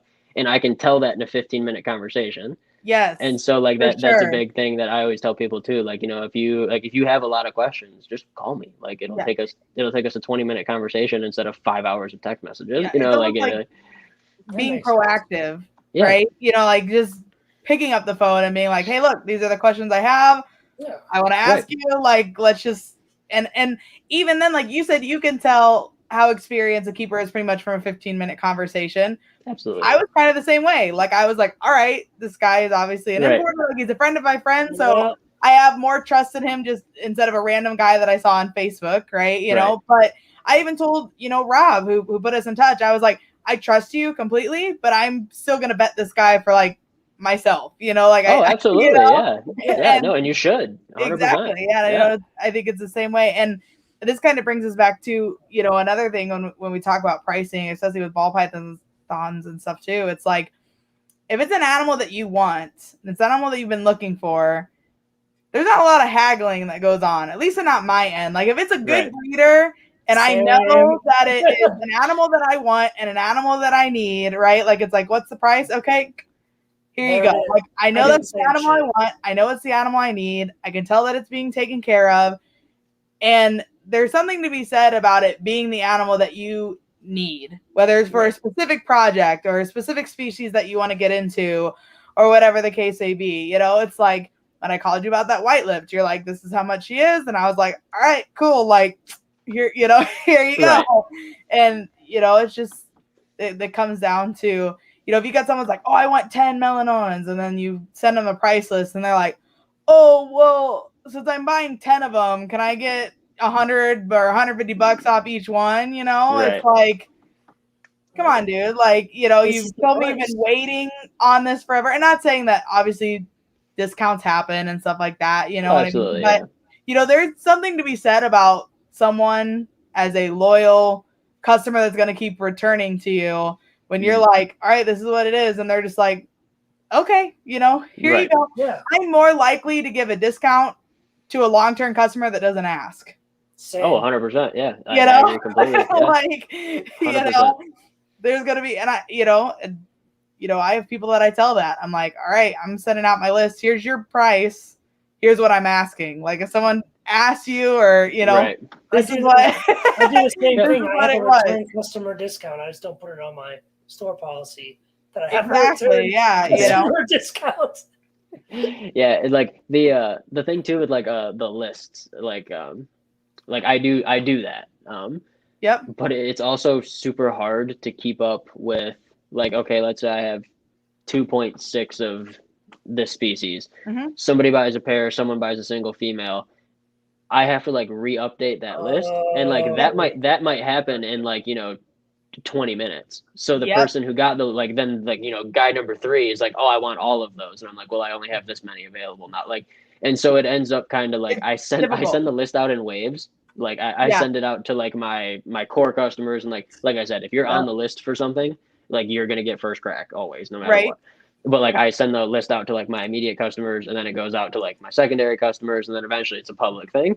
But that allows people to kind of like, you know, get like my good customers, my returning customers, to pick kind of like the sex ratio they need, or, you know, X, Y, and Z. So definitely. There's something when you send out a list and there's 50 or 100 people in the chat or messenger group or whatever. And say you've got 2 of one species and like 8 people are like, they want that. Then it's like, oh shit, and it's like they're all at the same minute. It's like it just happened to be that this message came in before this one, you know. Well, It's yeah, like and it's at that point, how do you determine, you know, who gets the first My one? message Yeah. came in first. Yeah. Yeah, and it's also like I don't yeah. want to be that guy, like, okay, like I have something that, you guys both want. I don't want to be like, well, Brandon messaged me first, but Liz was like, she'll buy it right now. So I like tell Brandon, I'm like, if you want it, it has to be right now. Like I hate doing that. Like, so I Yeah. don't do that.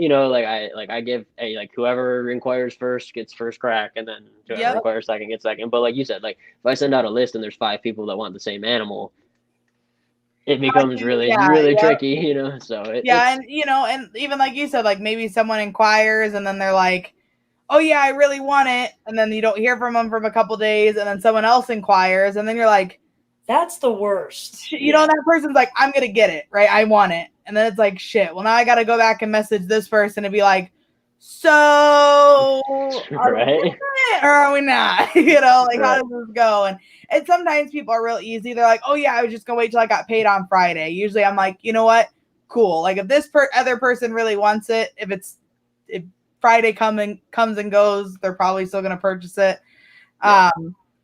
And then there's some people like, well, I'm still trying to figure things out and I don't know exactly when I'm gonna have the money for it. And it's like, kick rocks, bro. I kind of need to know because I got someone else that wants it that's coming in. That's where I think Brandon and I do something very similar. I do a 25% deposit. It's not refundable, that's non-transferable. Like you give me 25%, you tell me what day you're gonna pay it off, and like whether it's 3 days from now or 30 days from now, right? Like you just give me a date, and I can work with that. But I stopped holding stuff for nothing, especially with ball pythons, because yes, there's some that there's only one, and you can't get another one, but there's quite a few more. So like if they don't buy it from you, they're going to turn around and immediately buy it from someone else. Like the Southern White Lip's a little different. Like where are you going to find another 3-year-old Southern White Lip now? It's not like they're plentiful all over the place. So I'm sure it depends on what you're selling, but yeah, I mean, if I'm selling a banana ball python, like go to Morph Market, you'll find 8 pages of banana ball pythons. Yeah. So. Yeah. All right, we got to get back to set questions. I know, right? We have like 2 more set questions. Fire away, man. Yeah.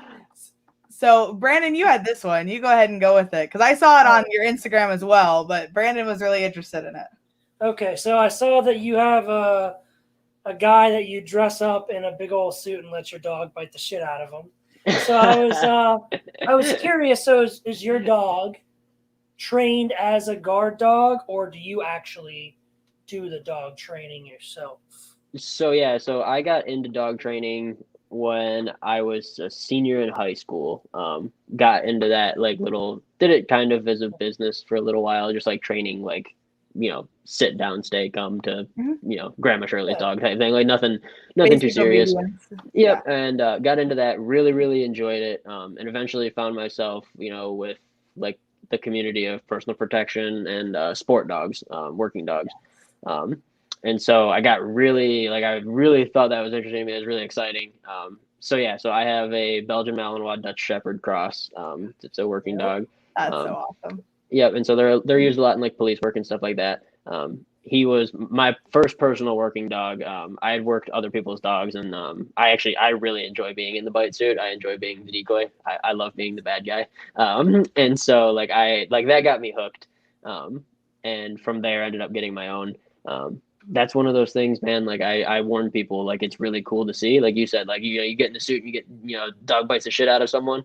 There is so much going on there that you can't see. The amount of training and time, and that decoy is immense. Like it's my one of my best friends, Sheldon. He's immensely skilled in a decoy suit. He can train a dog anything out of that suit. And so like there is a lot going on there. Like it looks fun and looks cool, and it's super fun and it's super cool, but there's also a level of responsibility that comes with an animal like that. And like Ozzy is my dog's name. Him being my first working dog, I definitely fucked him up in a lot of ways. But that comes with training too. Like when you mess one up, you can fix it. So I've been learning a lot with him. This is my first working dog, so I've learned a lot like that way. And he's a good dog. Like, we do everything. Like, he does his job. He does it well. He's very social, very friendly. Like if you guys came over, like he'd be right up in your lap and if I tell them it's time to go to work, we go to work. So you would it's never cool. know to just like look at him, right? Like, Yeah. He just seems like I guess he exactly. seems like a normal dog, right? But he just seems like a happy-go-lucky family dog. Yeah, and like Malinois and Dutch Shepherds, but specifically Malinois, are not good family dogs. And like they're very high strung. It's like living with a hyena. They're very high strung. They're bred to work. They're bred to protect and attack people. Like it's just straight up how it is. And so they're genetically predisposed to bite. They come out like that. And like, when you buy a working line dog, you get a working line dog. So like Ozzy is definitely very bold. Like he's very like he's not afraid of anything. Ozzy is willing to jump out of a 4-story building for me if that situation arises. Like they're very obsessive with their handler. Like that dog looks at me like I shit rainbows. Like I am that dog loves me to death, and like that's just what they're bred to be. So there's a level of responsibility, but like we do the bite work stuff, and it's super fun, but it's also like we work on an on-off switch. Like what you don't see is like once bite work is done, like my buddy in that decoy suit, like I walk up and give him a hug, and like we we shake hands, like we talk, and Ozzy isn't allowed to bite unless something happens or I give him the command to. And so it's fun, it's interesting, I've learned a ton about animal training from it, and like it's really cool, and like I definitely want to do more of it. So that's awesome, dude. With bite work, there's definitely a lot of wrong ways to do it more than right ways to do it. It's really a responsibility. And like I've always been big on my dogs having an on-off switch. My dogs know that we don't light up on random people. We don't act like idiots. Like, if something happens and I grab your collar and I give you the command, then it's time to go to work, and like let's get it and let's be nasty, and like let's really go for it. But until that time comes, we don't growl, we don't bark, we don't do anything crazy. Like we're just dogs. We're just everywhere hanging out. Babies. I have a Doberman Coonhound mix. So she's a very interesting mix. And she's a rescue, but she was used as a bait dog for dog fighting before we got her. So she went through like 6 families before she kind of landed with us, and she just had tons of anxiety. She has no dog aggression, but like a lot of triggers, like long coats, like trench coats of any kind, men in sunglasses, men in baseball hats, mostly men, but every once in a while she had triggers for women. And she was definitely a bite risk. There was a time, like, if we knew people were coming over, like, we trained her to be comfortable in a basket muzzle. If we were taking her out, like, she was in a basket muzzle. She had never bit anyone to that point, but why take the risk, And so I was very fortunate to find a behavioral trainer around here that used to work for Dallas, Fort Worth, Texas, and she trained the police dogs down there. She does a lot of police work up here as well. And so we actually got her into set work and detection work and just like search and rescue and that kind of stuff. This did wonders for her to give a working dog something to do with her mind. Dude. Did absolutely wonders. She went from this dog that we were afraid might bite people to like she's very happy-go-lucky. Like we can take her out places, and she's fine in the public. And I'm okay with telling people you can't pet my dog. Like I know she's really pretty. She's got the Doberman markings, but she looks like a coonhound body, but she's got short ears, And people will come up and be like, "Can I pet her?" And I'm just like, "No, you can't." And she knows, like she'll come and sit like directly between my legs, facing me, And she knows like if I'm here, Mom won't let anyone mess with me. And that's just kind of, we worked with her a long time to get her to that point, but. And I don't take her to crowded places, but we do search and rescue practice and stuff like that. So we do go out hiking and that kind of stuff. And, I just tell people like, no, she's not comfortable around people. And it's amazing how understanding some people are. And they're like, oh, that's completely fine. But then you also have people on the opposite end of the spectrum. They're like, well, if she's not nice to people, why are you bringing her out here? And I'm like, because she's fine as long as you don't approach her or touch her, she's under full control. Just tell those people to beat it. I know, and then I'm like, and she's very well trained. Like her recall is very good. Like if she even sees another person, she's so used to it now that she just comes and sits in front of me. Like she she knows, I'm like, it's not like I'm letting a dog that's aggressive out. She's not barking at you. She's not growling. She's not like running loose like crazy. She just doesn't like strangers, but I've been to several practices with her, with this trainer, on some of her bite work dogs that work for like the police force. And it is super cool. Like it's really fun to watch them. And we've done a couple classes with Mary. She loves Chase, on a bite sleeve, and she's good at it. But there was a lot building up to that point, and she is not a full protection dog. Like she's only been on a sleeve once or twice, and it's a game. We are not making it a full protection, but there was so much leading up to that. She's like, your dog isn't even going to see this sleeve until you have a recall, you have a heel, you can tell her to drop anything from anywhere, and she releases it and runs straight back to you. She's like, and she even said when we started, she's like, and this dog will not be on a sleeve if she's still showing signs of aggression. Like if she would not have been perfectly fine with people the way that she is now, she's like, there's no way I'm going to teach your, person aggressive dog how to be on a bite sleeve, That's a super common misconception, is that everybody thinks our dogs are aggressive. My dog is not aggressive in the slightest. Like you come over and you, like, my fiance snuggles in bed with him every night. I don't own an aggressive dog. Now, if I give the commands, he's going after the first person that's there.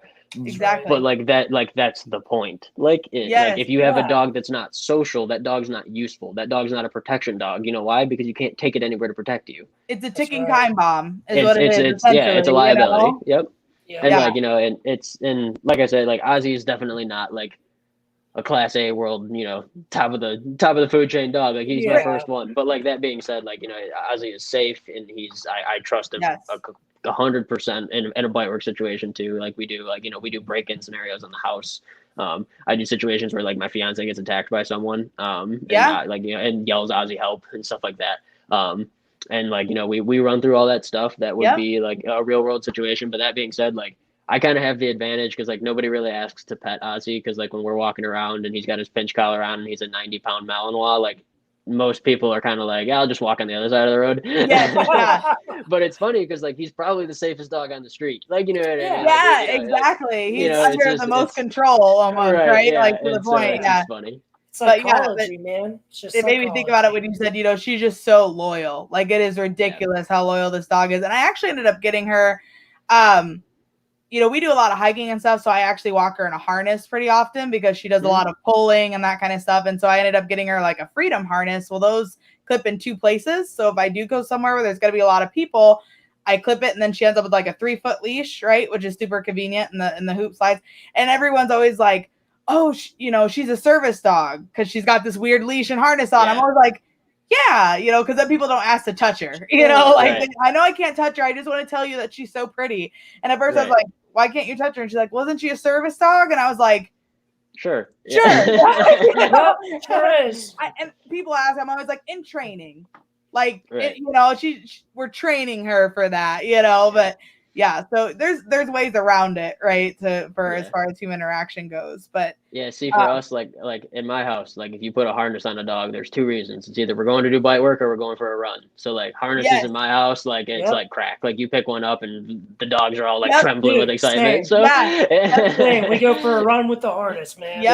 I just do that for their safety too, because I always worry like I trip and fall and like rip their head or something. You know what I mean? So, it's just silly stuff like that. But that's the same reason when we go hiking, we go out to some kind of like Bakokata caves and stuff around here. And some of those places that we're climbing my dog can jump 6 feet in the air. I mean, it's ridiculous. She can be and I'm sure your Malinois can too, because they're extremely athletic. But the first time she did it, I was like, holy, it blew my mind. She was sitting at the bottom of this, and Kyle climbed up there, and I'm like, all right, I'm going to help. She'll allow us to assist. So I'm like, I'll just help her up there. I went to scoop her up, and she just jumped like over my head, like from a sit. Whoop, and I was like, never mind. You don't need assistance. That's awesome. Yeah. But my fear, that was one of the reasons my trainer suggested that we get the harness. So we're actually looking into getting a more padded one. Is like, if she were to jump and miss or trip and fall, you want something that's not a collar or like a gentle leader or anything like that, right? That you're going to be then holding them literally by a neck or a nose or something like that. They're like, you want the full harness that hopefully has a handle on the back, right? That you can like almost pick them up and put them down. So Yeah, I hate it when people are like, "Oh, you have a harness on your dog because you have no control," and I'm like, I probably have more control over this dog than you do on that retractable leash. Ignorance. Well, Ignorance. Yeah, it's one of those things, man. Like dog training is super fun and it's super cool, and like I just everybody like a great trainer told me one time, they were like, anybody can teach any animal anything given enough time. yes. And any they can use any technique, and it's true. Mhm. It's a based on time thing. Everybody has their own style, everybody has their own flavor. Some of it works, some of it doesn't. Like there are certain things that just don't. But Yep. if your dog is healing nicely next to you and it's got an e-collar on, cool. If it's healing nicely Yep. next to you and you got it in a harness, cool. If it's healing Yep. next to you and it has nothing on, cool. Like if that's where you're at If and it you're training works, and it that's what's works. comfortable and that's what works, then who am I to tell you anything different? You Yep. know what I mean? Like, you know what works for me and Ozzy? A pinch collar.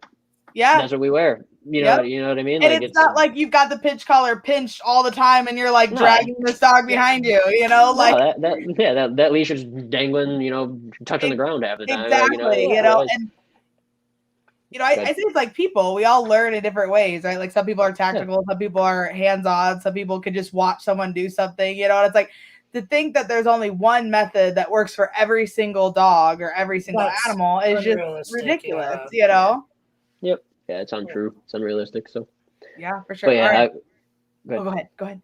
I was gonna say I love the dog training. It's something that when I get some more time, I'd like to join back in a club and do all that stuff and Yes.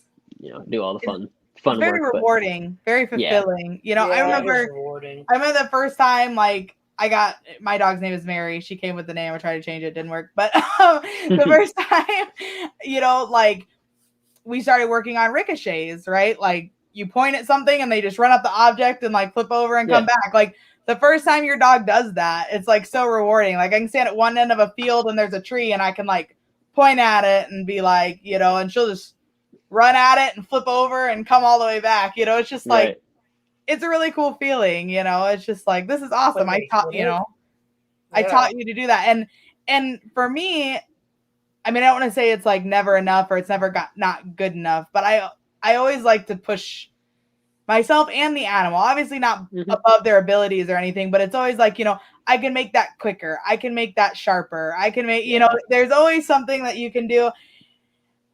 I don't want to say better, but you know, there's always a small improvement that you can make. And if you find a dog who truly loves to work, they enjoy that just as much as you do. If not, you know? The only time you get a dog that gets frustrated is when you try to move too quickly. You ask too much too soon. Yep. Yeah. You know? And it's no different. I mean, if I throw you into a math class and I'm like, here's algebra and you don't know how to do addition, it's frustrating. You're gonna struggle too. Like, you're like, what does this mean? You know, you gotta start off small. So very cool. Well, we got off on a whole dog training tangent, but it was really awesome. It happens. we have one more set question. Yes, one more set question. All right, fire away. Go ahead, Brandon. You ask this one. Okay. What's the care like for your armadillo? The age-old question. So armadillos are fairly simple creatures. I don't really do anything too elaborate because when I'm up in the facility and working with non-venomous stuff, he just gets to run loose. So we basically have it's basically just a giant stock tank is really what it is. And we put a bunch of bedding in there so he can burrow and do his whole thing. We've got, you know, a couple dog toys in there for him to play with and stuff, but he spends the majority of his time just out cruising around. So like, I don't have the biggest like zoo setup for him, you know what I mean? But he spends all day running around anyway. So, but yeah, as far as like care goes, they're pretty simple. They're like the species we have is pretty temperature tolerant. So we just do like room temperature. They can take it pretty cold and pretty hot too, to be honest. As far as diet goes, fruits, veggies, insectivore pellets, mealworms. They're scavengers in the wild, so they eat just about anything. Super prone to obesity though, so you have to be very careful as far as like diet goes. Yeah, like because they'll sleep all day. Like, you know, they'll just like they'll do now nothing. That I think about it, they look like they have a slow metabolic rate. To be honest, they just but like that's the thing though, is like they do, but they're very like when they're up, like they are way more agile and way more active than you'd expect. Like they are all terrain. They're actually fantastic swimmers. they're decent climbers for considering the fact they have 2-inch legs. Wow. Yeah. And like they're surprisingly fast, and like dude, if they start to dig, you ain't catching them. Like they're it's gone. insane. Yeah. Like they are That's instantly wild. underground. Like and so like when he was little, we were like, we have a big fenced in backyard, and like we would let him run around and stuff, and like it was cool. Like we just stay close to him. Like it's our backyard, it's secure, it's fine. And like it got to a point where like he was able to dig so fast as he started to grow up. Like it started to get to the point where like if he was more than a few feet away, like you couldn't get him in time. Like he'd be like starting to get under the ground. So like we had to stop. We had to like we were trying like for the longest time to like figure out how to put a harness on him, but like armadillos are just a big ball. Yeah, and, they like, you ain't harnessing that. There's no legs to go around. There's no head to go around. You're not doing it. So I ended up building essentially just like a big tortoise table type thing, with a foot of dirt, and he just cruises in there, and like that's his outside time in the summer. I don't leave him out there. Like a lot of people house him outdoors. I don't. I don't know. Like it scares me with like dogs and predators and whatever. Birds of prey.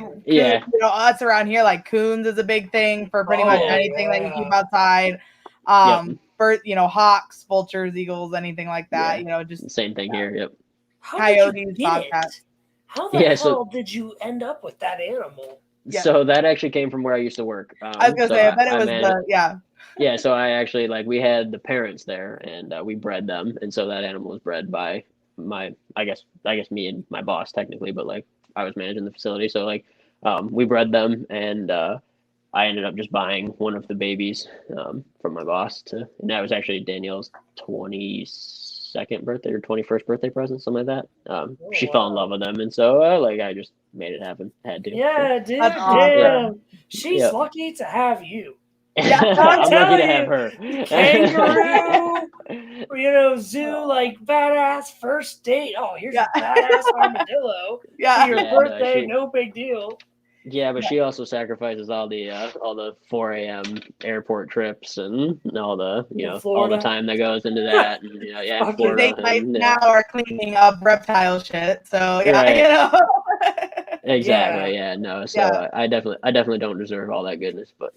No, that's badass that you guys have all those animals and the armadillo. I thought the picture of it getting into the calcium powder was really cute.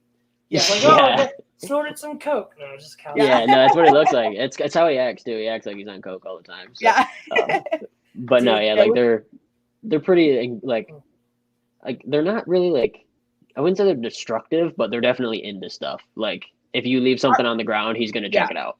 Our monitor is that way. I let him run around our reptile room. We're in the process of building a 1,500-gallon pond for him.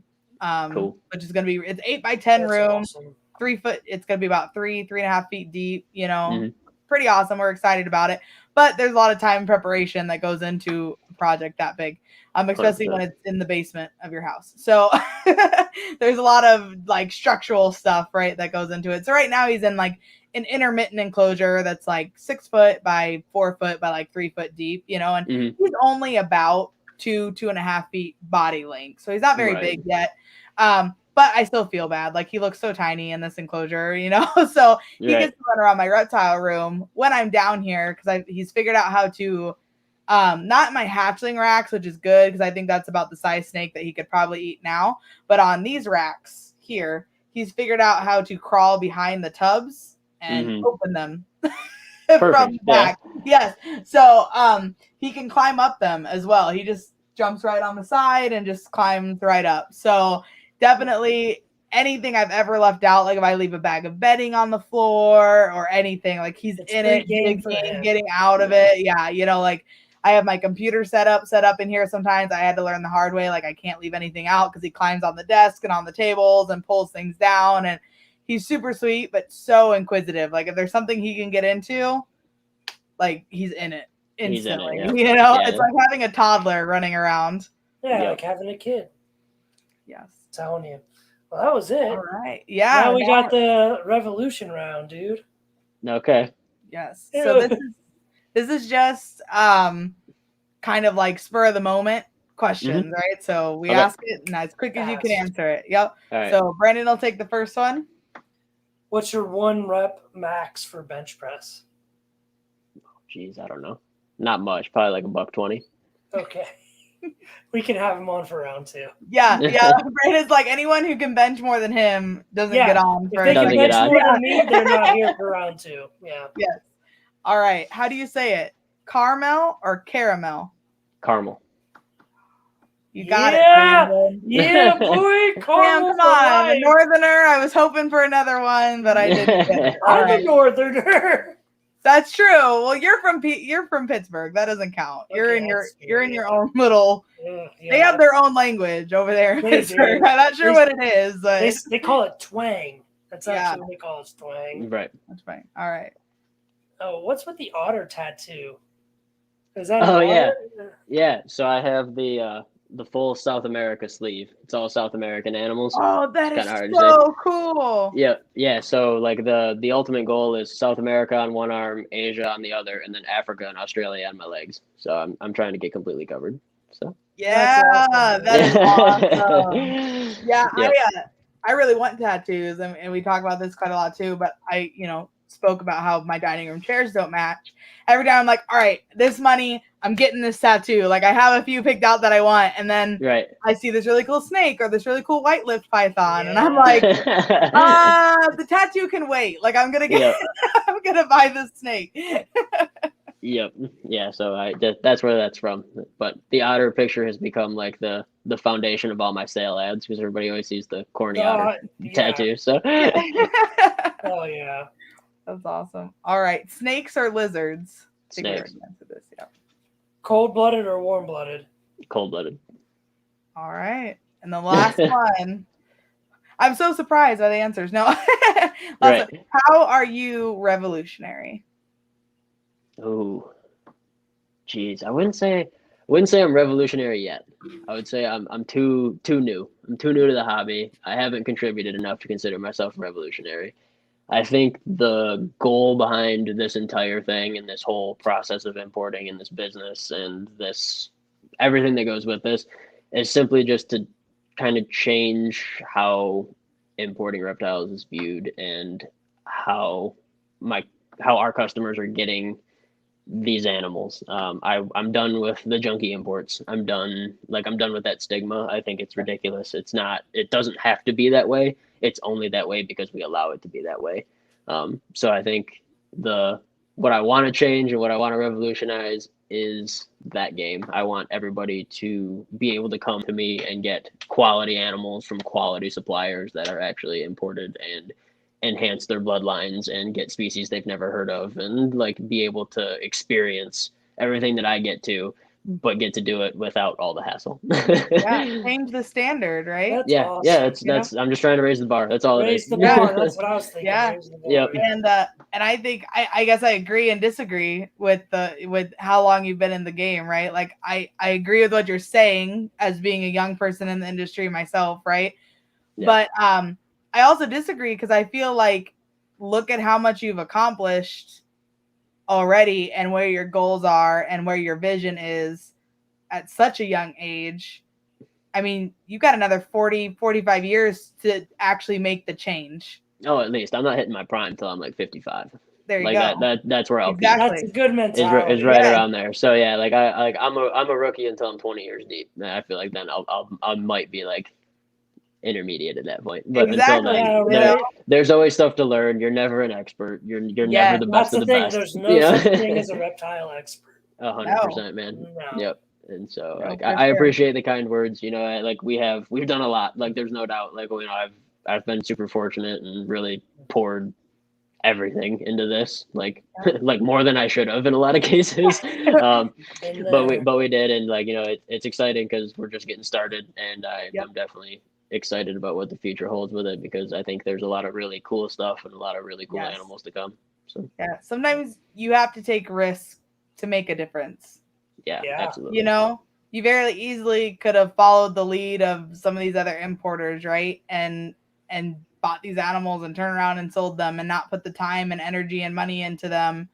And, but and it's probably taken some risks, right? Because you have probably more of an overhead costs, right? Yep. Or I'm sure there's some importers that are like, this dude's a joke. Like, he keeps his animals and he quarantines them and he makes sure that they're eating, you know, and all this kind of stuff. And sometimes that, I don't want to say that stuff can be difficult, but there can be bad days where you stop and question, right? It's like, am I doing this correctly? Or, you know, is there something I should be doing differently? But, you know, sticking to your guns and being like, no, I'm going to do this the way that I believe is right and not the way everyone else is telling me to do it. Right. Can make a huge difference. Yeah, and like I would like all that energy that people take and focus on other people talking about them and all that stuff. I take all of that and just put it into me. Like I just triple down on me. Like I shut all that out. Like go ahead, talk all you want. Like you know what I mean? Like yeah, it's like this is a me thing. Like I've worked my whole life for this. Like you're not taking it. Like you can talk all you want, but like you're not taking it. Like that's all it is. Like I'm tripling down on me. If you, and I mean, I guess it sounds kind of bad. It's probably gonna make me sound a little petty, but if you can find pride in proving people wrong, it makes that stuff so much easier, right? You know, if it's like, no way. if you can find like you can say whatever you want to say, but you're gonna realize, right, that what I'm doing is for me, or you know, is going to be better off for me, the animals, and my customers. Yeah. What they say doesn't matter. All I care about. Yeah. Yeah, you know. Yeah. That's what the greats have always done, right? Like you said you're when it comes to ball python, you love Justin stuff. Well, for the first 10 years, Justin like they hated him. Like people were just making more ball pythons, they weren't making combos. Justin was just breeding all this stuff together because he wanted to see what it would look like. And then after 10 years, people realized, oh, that's what we need to start doing. And now Justin is a decade ahead. Yep. No one will catch that man. It's and you know it's like can't buy time. You just can't do it. You know. But the greats have always done like what you're doing. Like one time I was in Korea and it was -20 outside, and I went for a 10-mile run because I was training for this 10-mile run competition. And I had to have like eyeglasses on because my corneas would freeze if I didn't. Mm-hmm. And so like I'm running, I come back to the barracks, and the guy sitting at the desk was like, man, why are you out there? And I looked at him and I was like, because you weren't. Like, I went and got second place in that competition.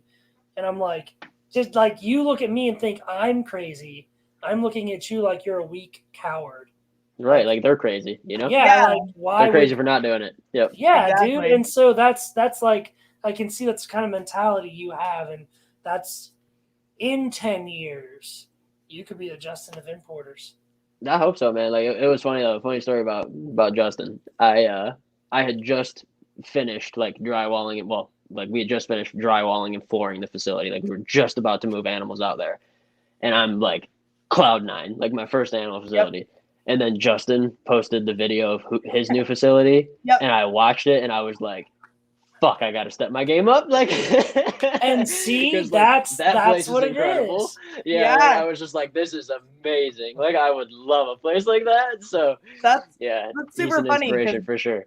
You must have been finishing yours right when I was finishing this room. So like this is my first room that like wasn't a bedroom, didn't have carpet in it. Like I have epoxy floors and like I put up all the walls, we built it. Like I put all the electrical where I wanted it, right? So it's like super easy to plug stuff in and unplug it. Like I don't have to crawl underneath the racks. It's all on the ceiling, you know, and just super convenient.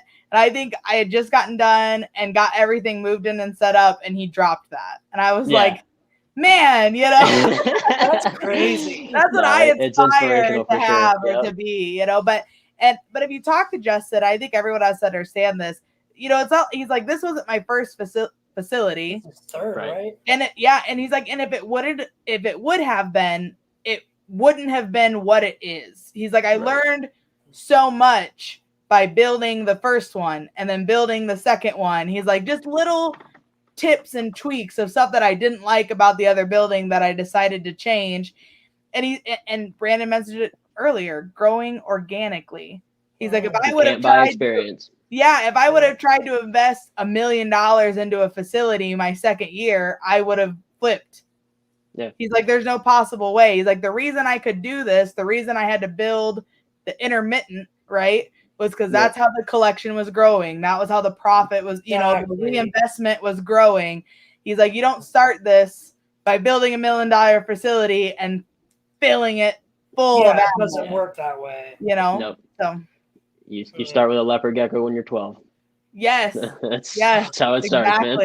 I started, there's a room behind here, actually behind this room, and it used to be a coal room. My house was built in 1919. There's a window that comes in, and it's all cinder block, right? And it was the coal room. That was my first snake room.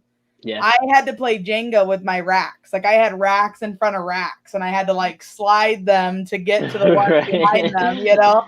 And that was my first snake room. And to, you know, even just see the stepping stones, right? It's inspirational to see other people, but it's also inspirational to look at yourself and see absolutely. how many you guys are doing amazing stuff, man. Like you're building a business on something you love. Like it doesn't get any better. Like that's what everybody wants in life. The American dream, baby. That's right. 100%. Yep. Fuck yeah, USA. If those are the only letters I need to know. The only colors that matter are red, white, and blue. There we go. You ain't us. Fuck you. Back to back. World War champs. Just saying. Anyway, Josh, we've kept you for 3 hours. We really appreciate all your time. I had a feeling that this one would go over a little longer than our 2-hour mark. Oh, yeah. But we appreciate all the knowledge and just all your time. I'm sure we'll have you back on again in the future. This is definitely round 2 worthy because not that I'm the brightest crayon in the box, but there's been very few times where like I've actually taken something from our own interviews. And this is one of the only few times that I've actually taken something from an interview. Real shit. Yeah, well, I appreciate it. I appreciate your guys' time and the opportunity to get on here with you guys. And yeah, anytime you guys want, I'm always available to talk animals. So awesome. Well, whether it's here or I be hitting you up for some other stuff in the future, I'm sure, and I'm sure I will too. Brandon will as well. So yeah, absolutely. You'll be hearing from both of us. Yep, anytime, guys. All right, thanks, Josh. All right, brother. You have a good night. Yep, you too, guys. All right, Bye. see ya. All right, that was some good shit. Yeah, I don't think I could even sum that one up. Like usually we do the sum up at the end of the video, but lots of information. That was good, man. It was great. It was fabulous. I think it's a great perspective to see, you know, on the import side and just how that works and all the different species and, you know, just the different challenges and you know, just like he talks about ambient temperatures and having a room that can host so many different animals and different species. Feeders. And the feeders, you know, and stuff that you wouldn't think about. And I don't know, you know,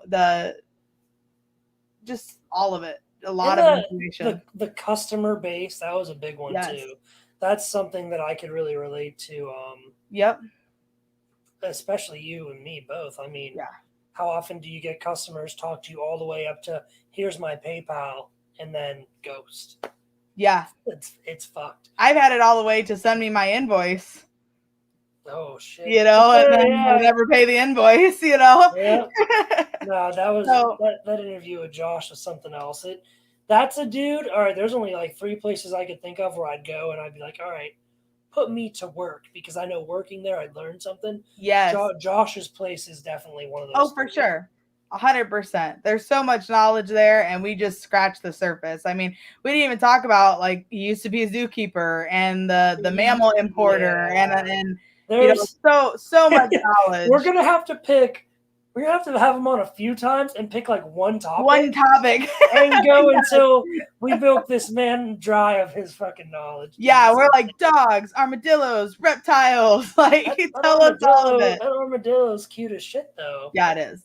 Super cute. Yeah. I'm gonna have to hit him up, be like, all right, where do I get this armadillo? Because I need one. Ashley, she really wants an armadillo. I bet.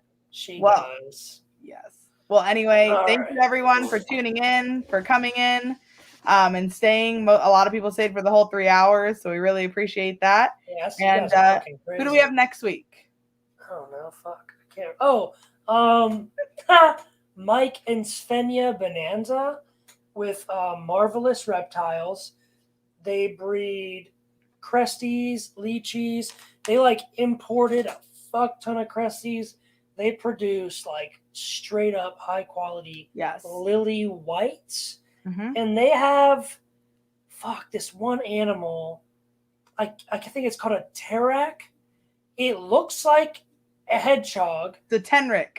Tenric, there you go. Mm-hmm. But it's actually related to the elephant. Yes, yeah, they're very interesting. So we'll definitely have to touch on that. Yeah. But that's what we have for next week. And with that, guys, we're gonna let you go. Yeah, go to bed, you fucking bastards. Bye. Bye.